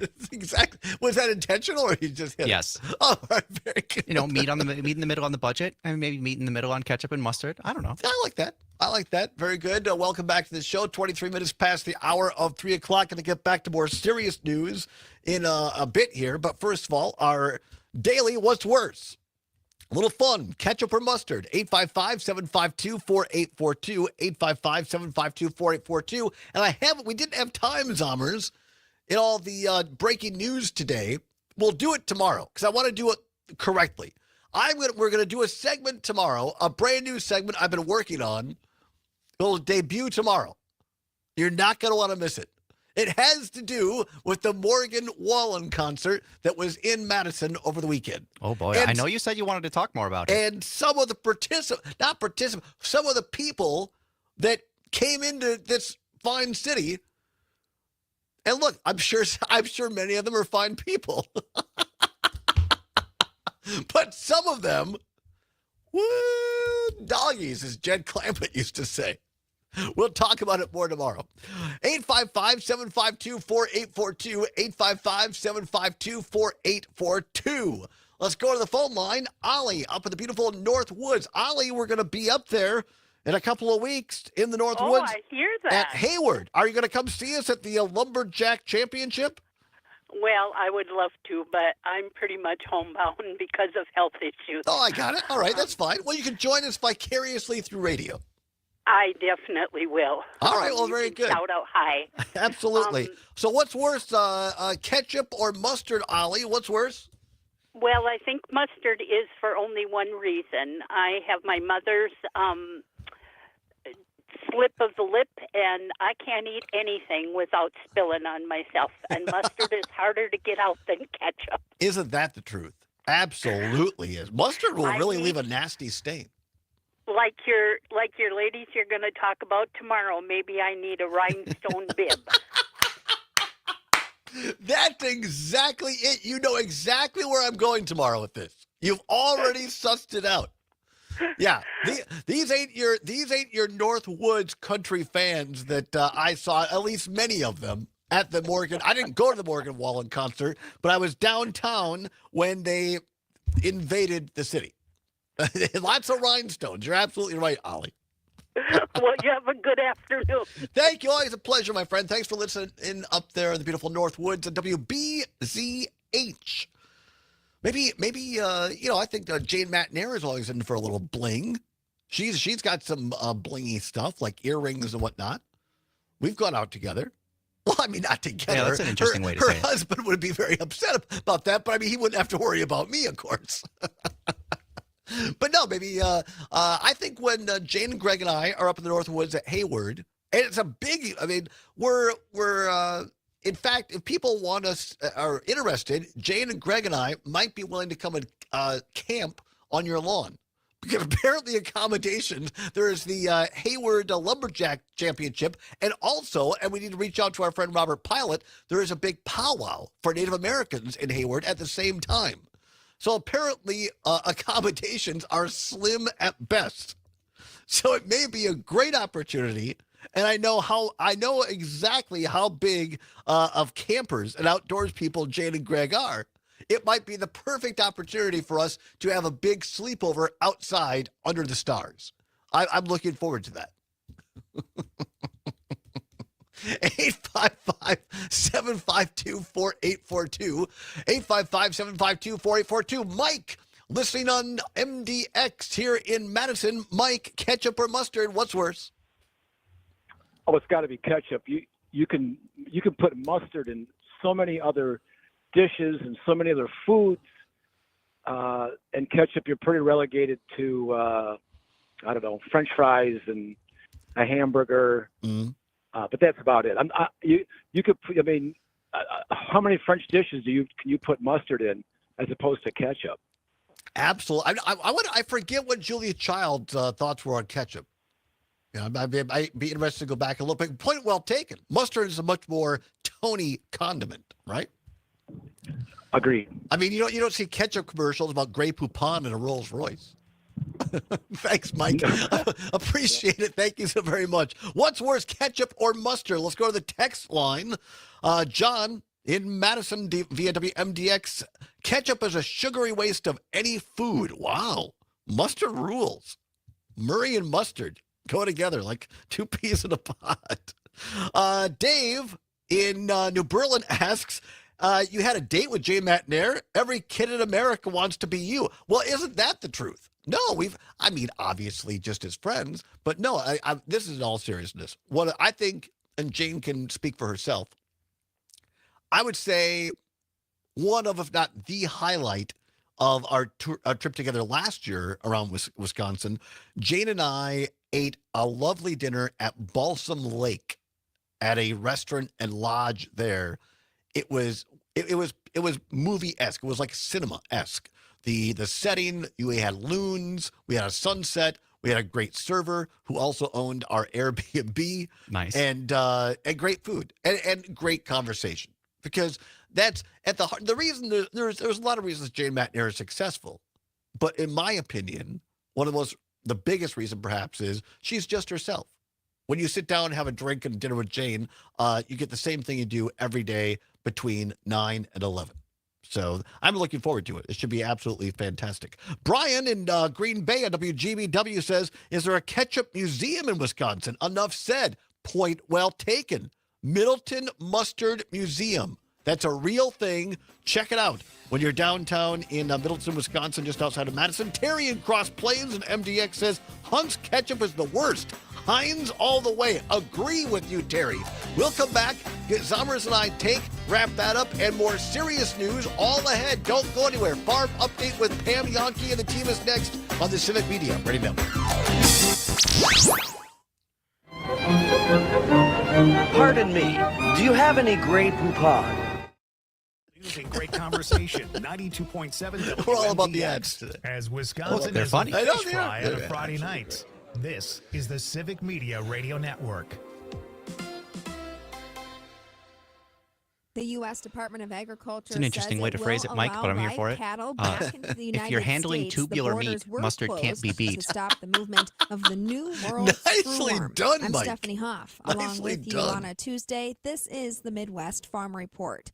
Market advisor John Heinberg joins us from Total Farm Marketing. He says we do not want to see this pest infect the U.S. herd. USDA invested I don't think another either of my $8.5 roommates have seen million Wayne's World. to control it. And I keep trying to make it happen, and it hasn't yet. Opening some of the different port And points, now one of my roommates where is the going to be border in points France where for these the next cattle 2 can weeks. come across, so they can obviously see the cattle come across. At his summer home. No, I'm kidding. Visiting In terms family. of that New World screwworm, Little song, little dance. and then the infestation that Let's go to could get into the United States. So it's going to be still a very, very controlled process. Oh, Heather, plain But yellow we're gonna mustard is start seeing worse. some of those cattle But I come also across mix the border. mayo with my You know, ketchup. cattle supplies continue to stay extremely Yes, tight, only especially in on that feeder cattle side, and that trickles into what's mayo, in the ketchup, feedlots and here mustard going together well into is good. 2026.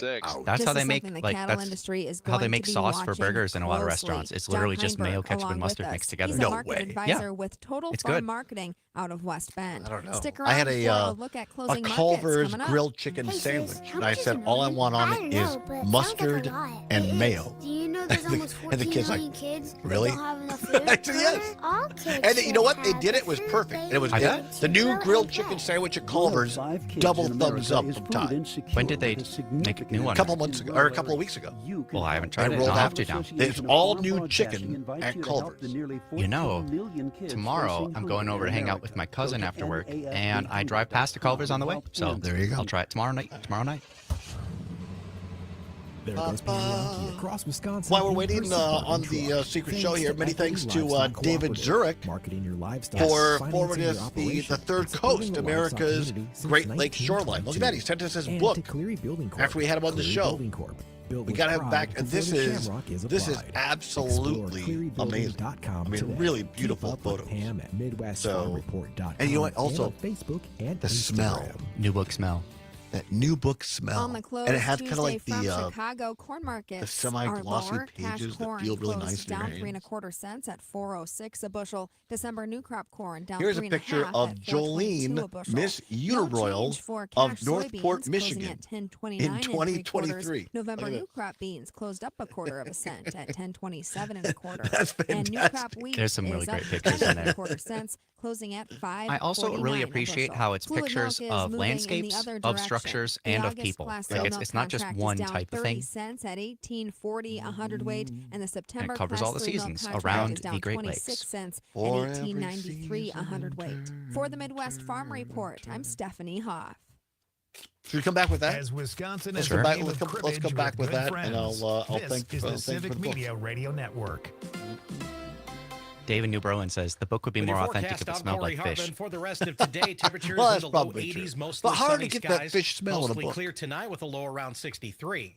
For Wednesday, sunshine and highs in the mid-80s. Slight chance of a thunderstorm in the afternoon. A few showers scattered about Wednesday night. With Let's get lows rid in of the low 60s. the card of Right what's now, words at it's least when we come back 82. in, and then we'll What kind of brain Nightlight pack? with Sorry. Pete Schwaba.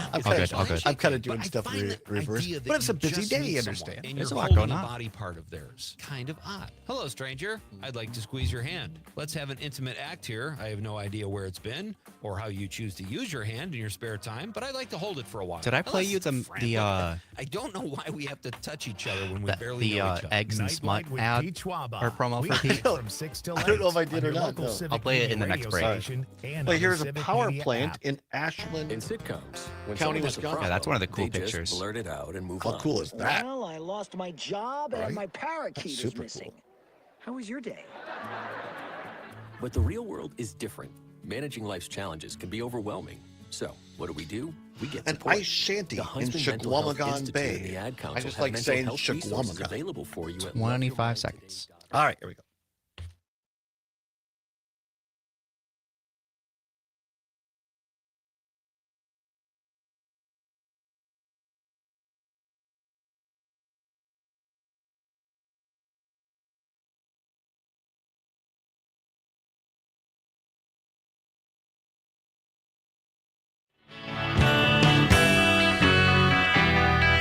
Everything turn.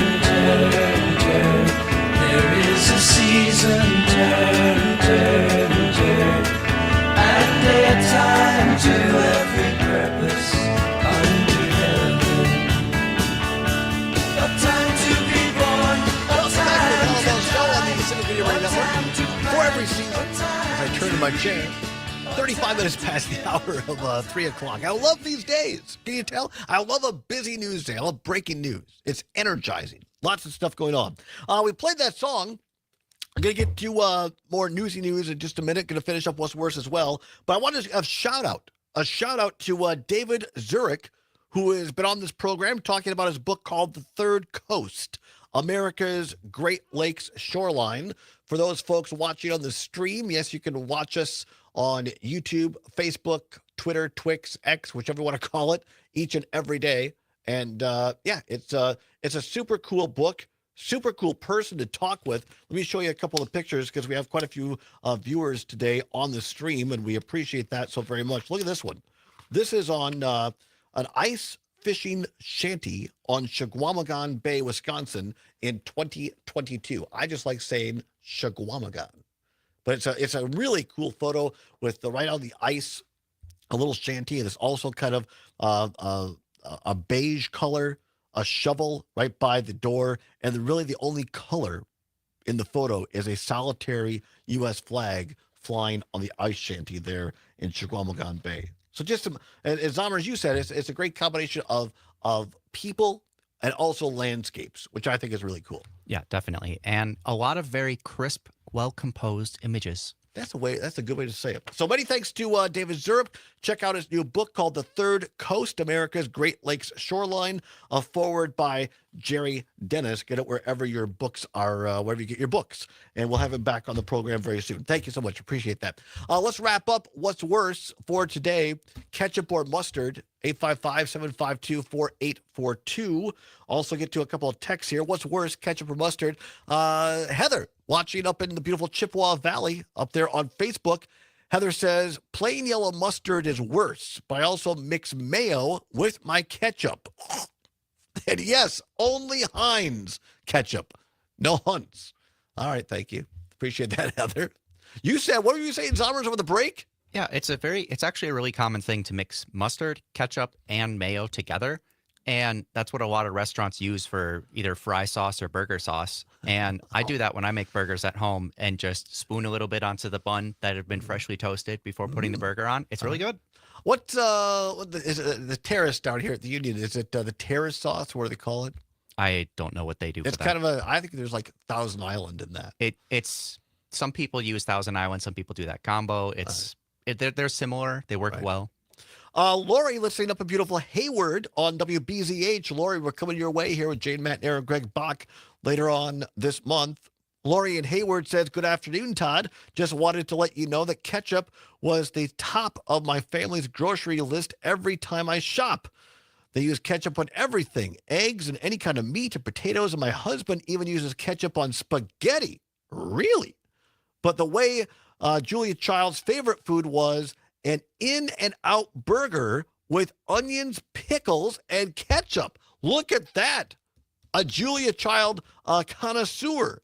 Lori and Hayward, appreciate that input there. See, I think that's one of the reasons people like Julia Child, because she was French trained as a cook, but she wasn't stuffy about it. She also liked Costco hot dogs. Really? I did not know that. Oh, just put it on there anyway. Don't worry about it. Just throw the chicken down there and plop it down. Give it a good hit. I love Julia Child. Did you ever see that movie, that biopic on her? Julia and Julia, I think it was called. I never saw that. Did you? Yeah, it was a very fun movie. Although Really? we watched it as a family, and there were a couple of jokes in there that they made that my mom was like, I wish you didn't hear that. And I am not going to say them. Oh, that's probably a good thing. Dave in New Berlin says mayo and ketchup mixed is yummy. All right. Very good. That's nice to know. Mike in Green Bay. Generally speaking, ketchup goes with more things. However, if you're handling tubular meat, mustard can't be beat. I like the rhyme. Well, it's true. I mean, hot dogs, brats, wieners, all tubular meats. And so lots of mustard there. Dave in New Berlin, again, I bet it was a great conversation, I guess just on the ketchup and mustard thing and the mustard museum. Oh, no, my dinner with Jane McNair on our trip last year. Yeah, it was a great conversation. Jane's a great conversationalist. That's why she has a great program, successful, legend in radio in Wisconsin. My friend Jane McNair. Check her out every morning between 9 and 11. What else here? Let's finish this up. Let's see here. Gordy, our friend Gordy Kopp. I was just down at Kopke's Greenhouse in the town of Dunn, one of our great sponsors here at Civic Media, just outside of Oregon. I was down there, Gordy, over the weekend. I think it was on Saturday. No, it was Sunday.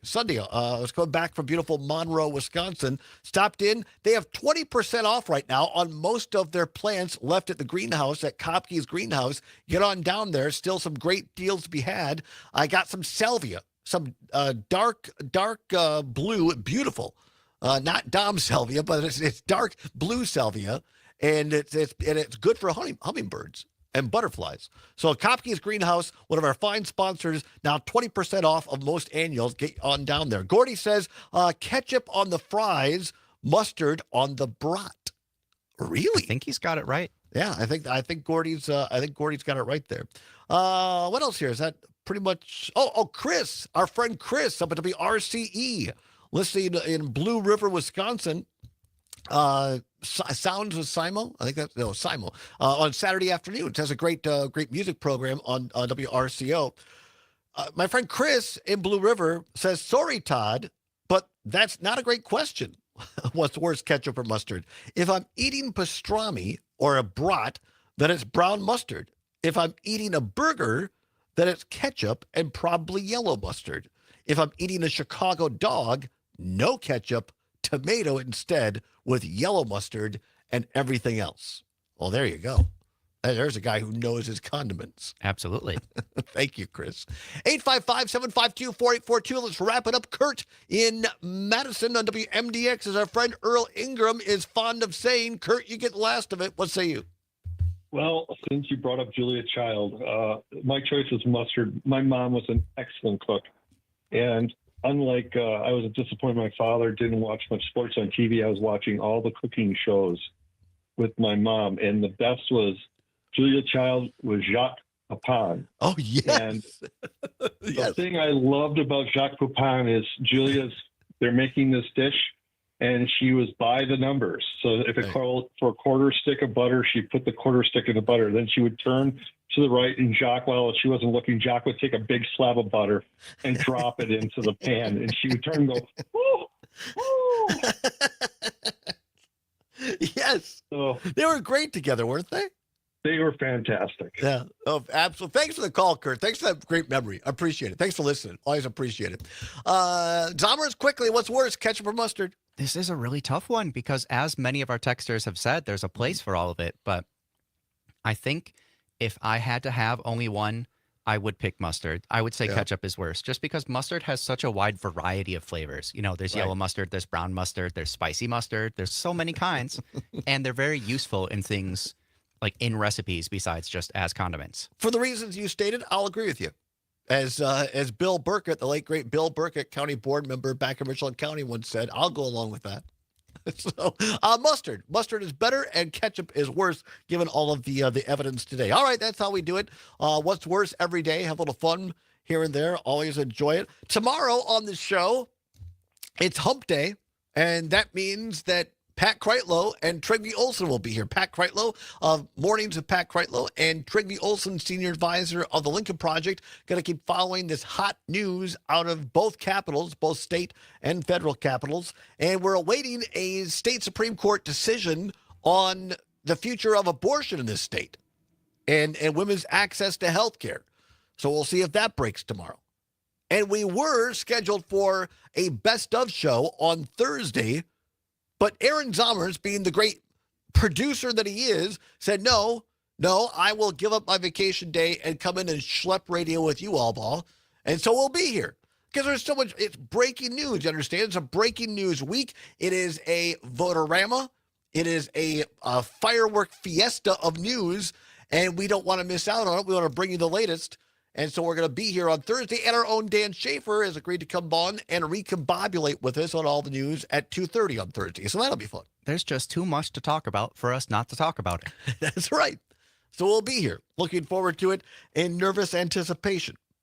And with this announcement, and now the state budget, if you're just joining us, about an hour ago, hour plus, the Joint Finance Committee in the state capitol, the Budget Writing Committee, passed the budget deal plan that the governor and the legislature have agreed to. These Republicans in the legislature and some Democrats. It passed. 3 of the 4 Democrats on the Joint Finance Committee voted no. However, LaTanya Johnson, state senator, Democrat, voted yes. And she is still, I believe, scheduled to be on the Maggie Dawn program at the top of the show. Jim Santel filling in for Maggie Dawn, always does a great job. Jim will talk with Senator Johnson about her yes vote on the Joint Finance Committee and the implications thereof. So we're going to keep following that for you as well.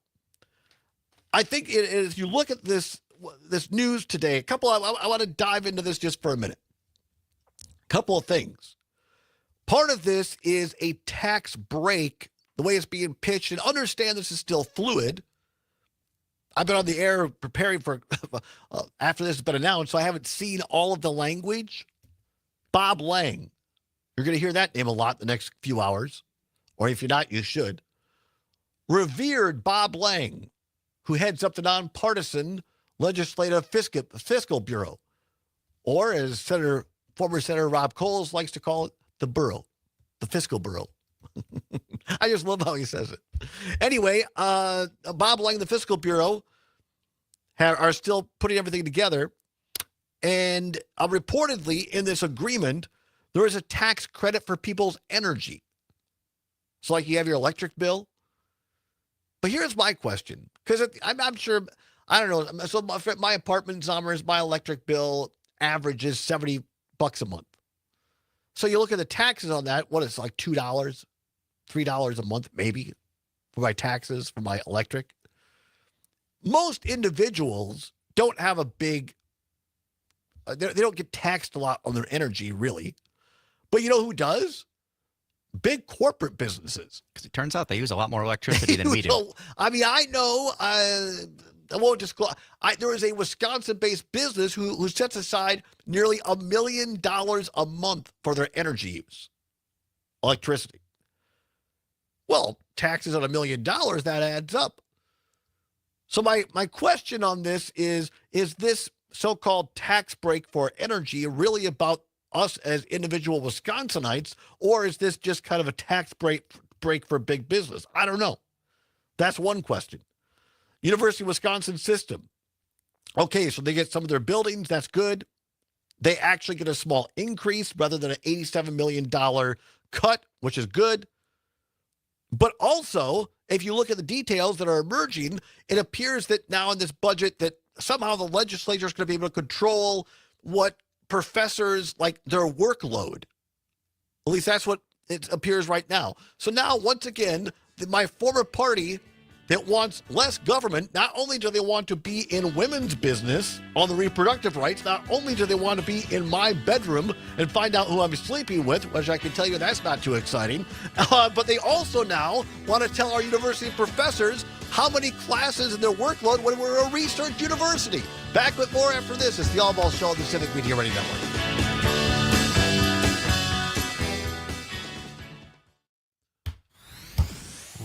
Engage, grow with Civic Media. Log on civicmedia.us. Maggie is here today. It's Maggie and Jim Santel together. All right, very good. Lazy Oaf Lounge, and you're invited. Maggie's here. Maggie's not here. Doc is here. Doc is not here. And Thursdays I feel like I might have played this for you before, but for those listeners, you're getting a special treat because, or for viewers on the stream, this promo is for Nightlight that we put together. Is only allowed to play between 8 p.m. and 4 a.m. All right, here we go.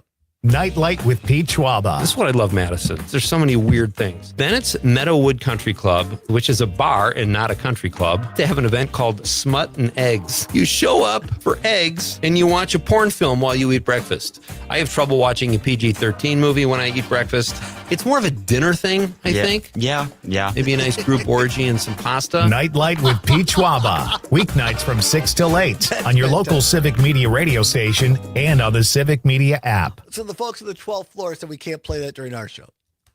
Oh, I just I scheduled it from 8 p.m. to 4 a.m. and no one told me to take it down yet. That's more what it is. Don't worry, nobody's listening anyway. Contact you directly, right? Yeah. Okay, what's the email? Don't worry, nobody's listening anyway. There it is. Oh, wait, run that by Thanks, me. Bob. You at WMDX. See, people watch on the stream. This is what we do on our breaks. Arthur, We don't just sit around playing pinochle. We break the rules. No, we didn't break any rules. We just like, because people ask me, they say, Todd, well, are you putting on a show when you go on the air? And I say, no, I'm just the same goofy goofball on the show that I am when I'm not on the show. And people don't believe me, so that's why we leave the cameras and the mics about a on. range of topics, whether Tony Evers should run for a third term, where people stand on Donald Trump's economic policies, and a host of issues relating to the state budget. The poll paints a picture of a polarized Wisconsin. Many people are very dug into their partisan camps, which is perhaps breaking news from CBS. A jury has reached a partial verdict on Sean P. Diddy Combs. More than 2/3 of Wisconsin voters. Isn't that what got him in trouble in the first extending place? Medicaid coverage for new moms, legalizing marijuana, making major I wouldn't even be one to increases in say, state really. aid for special education, providing mental health services in schools, allowing citizen-led ballot initiatives, and banning cell phones in schools. What do most of these issues have in common? They are policies being advanced by Democrats in Wisconsin. But I Find all of never Dan's saw work at the them recombobulation flying. area. Here's to experiencing it all this summer in Wisconsin. Every deliciously cheesy, rockin', magical, fireworks-filled, festival-loving moment. There's cheese curds in Ellsworth, Strawberry Fest in Cedar Point. Gracias.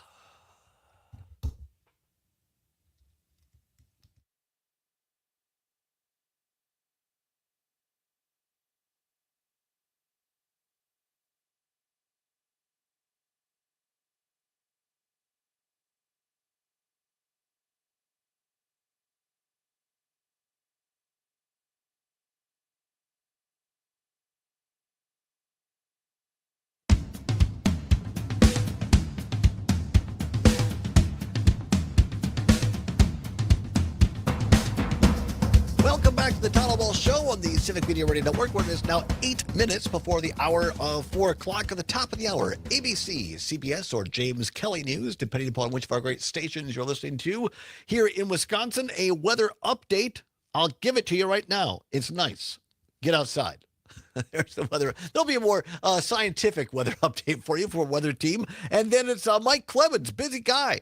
Breaking news down in Milwaukee at Fiserv Forum. Bucks lineup changes, all in hopes of keeping Giannis in Milwaukee. Clemens will have the latest for you after the top of the news. And then the Maggie Dawn Show from 4 until 6 here on the Civic Media Radio Network. And I was mistaken. Apparently Maggie is here for part of, she's going to start the show off. I feel like Johnny Carson. Maggie is here.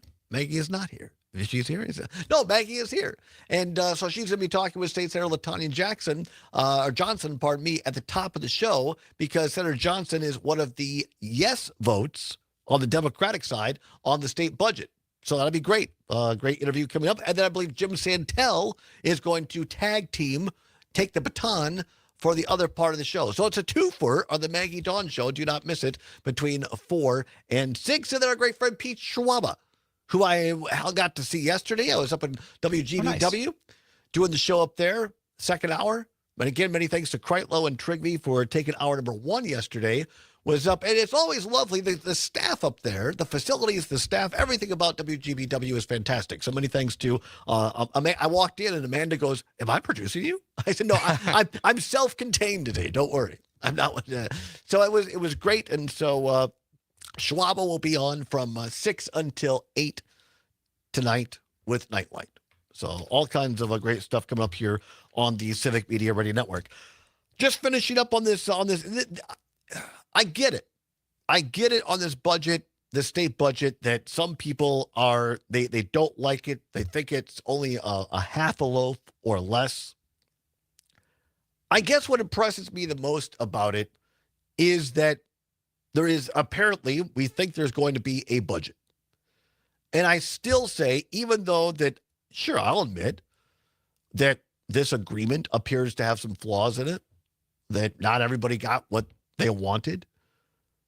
But given the alternative of no budget, remember Wisconsin, it's not like the feds where if you don't have a budget agreement, everything shuts down. In Wisconsin, you just go back to the previous base budget or what they passed last time, which in this case would have meant $0 for childcare.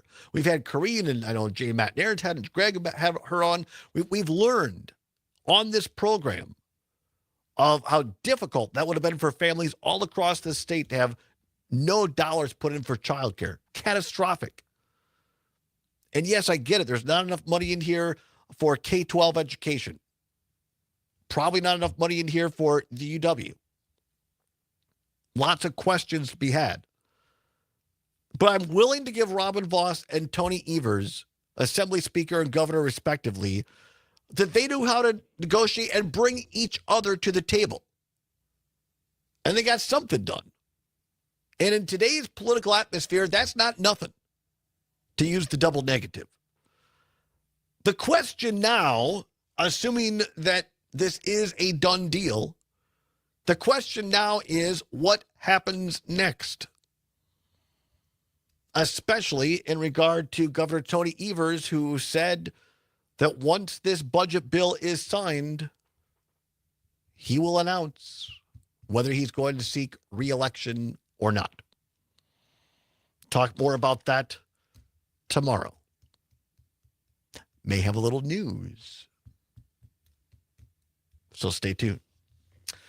And again, I get some of these Democrats that are trying to earn political points. I guess from a political standpoint.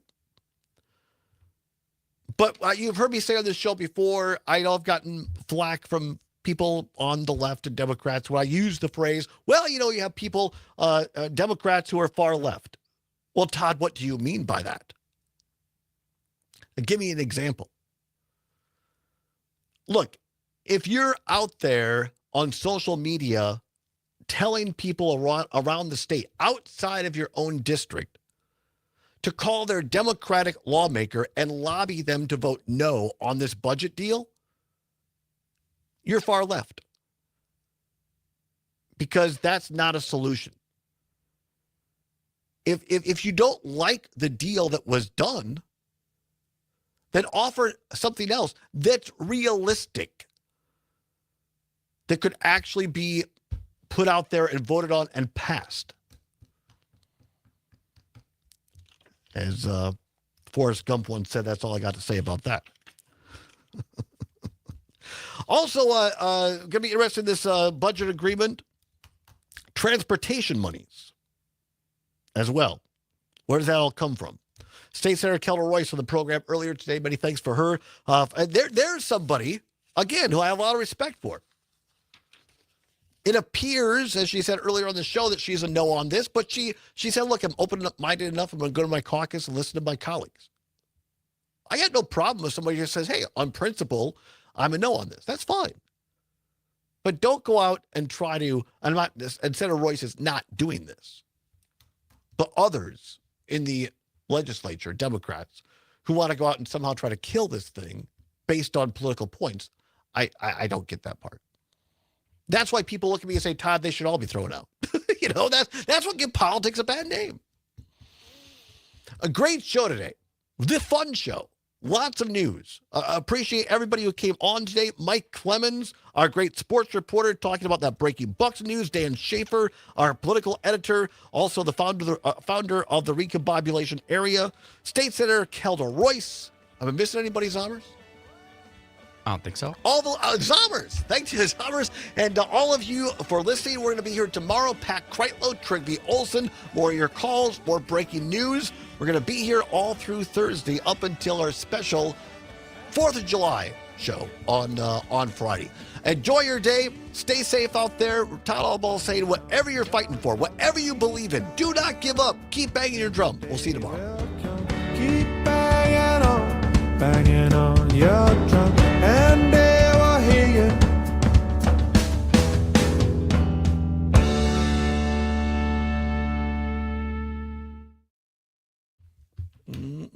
Adios, everyone. Thanks, everybody. Have a great day. Bye-bye.